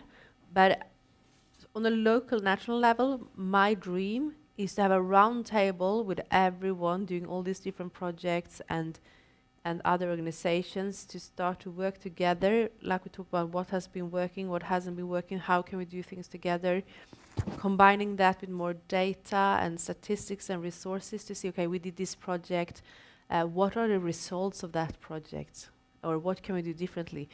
I think we need to look at things first on a national level, but then use the global and the international connections. Like today, talking with Vanessa about how she works with all this research and statistics is what I've been asking for in Sweden.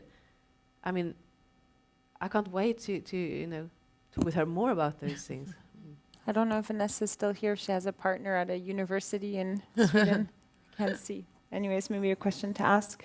But on that note, is it a concern at all that there's different chapters all over the world. Not everyone has the same level of mobility. There's a lot of inequalities in terms of who has the right to enter Canada or Norway, and even access to funding. Is there a vision to help even within the She Said So chapters level out that kind of imbalance that already exists? I don't know the extent to which that imbalance has been articulated recently in a group setting. Even we do have some chapter meetings where, we'll have all the chapter directors there, but you can imagine the time zone drama that, or not drama, but more so hassle. So I don't know. Time zone drama. It's good. Yeah. So I don't know. I think like Dina was talking about the local level, and I think there's the chapter to chapter level where those conversations can start happening and like build to something that we can articulate with the rest of the chapters, if that makes sense. You have to build the foundation first, before you take the next steps. And I think all of us, because we're so new, we are focusing on national level and building a foundation here, and then go to the next level. But at the same time, when international opportunities does appear, we don't say no. Talking about, as I said, equality, that not everyone from maybe other chapters can afford or have the same possibility to travel. I mean, I was in a panel, in a Zoom panel, panel by Zoom. That's possible. We can do things online as well. So that's also a possibility. I think that the last 2 years showed us how you can work differently internationally. I was actually one of the psychopaths who loved the pandemic, because I found that it really, but it's true, it really evened out the playing field. And in all of the conferences, we found there were all of these people that weren't normally there. And they became collaborators, people that I've hired for different projects. And they, definitely changed a lot of directions and, my work, thank God. And I don't think that would have been possible without the pandemic. So I hope, we do kind of, in our slowing down or taking more time, that we do try to reflect on that and not completely omit the possibilities that the virtual world gives us. I think there's like 3 minutes left. So we totally I didn't prepare this Q&A at all. Is there anything else that you guys wanted to talk about? Yeah, go ahead. I actually want to say something that I've been thinking about quite a lot lately, and it's about diversity. And when we talk about we want to have a diversity, we want to have a diversity board, we want to have diversity in terms of members and everything. But especially when it comes to the board and the people working with you, said so Sweden, I would love to have more diversity. But it's so difficult to ask anyone to come and work with us because you have work for free.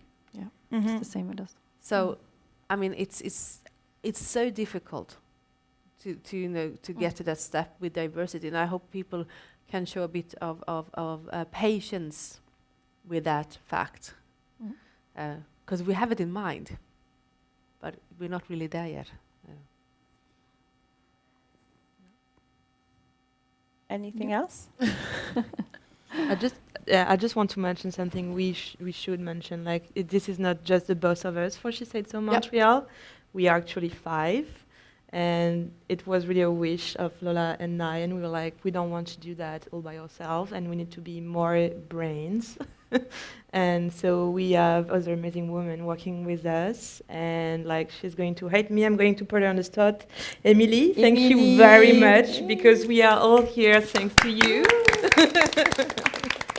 So thank you very much. And we also have Pamline, she's in France right now, and Fatou, who is not here not yet. But anything, I just want to say that we are not alone, and there is many people working with us, and we are really lucky to have them.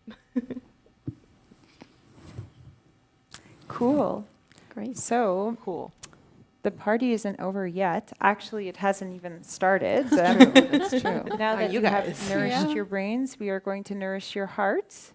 And we are going to have an evening with really great music. So I think we're going to stick around and hang out and chit-chat for the next 15, 20, 30 minutes.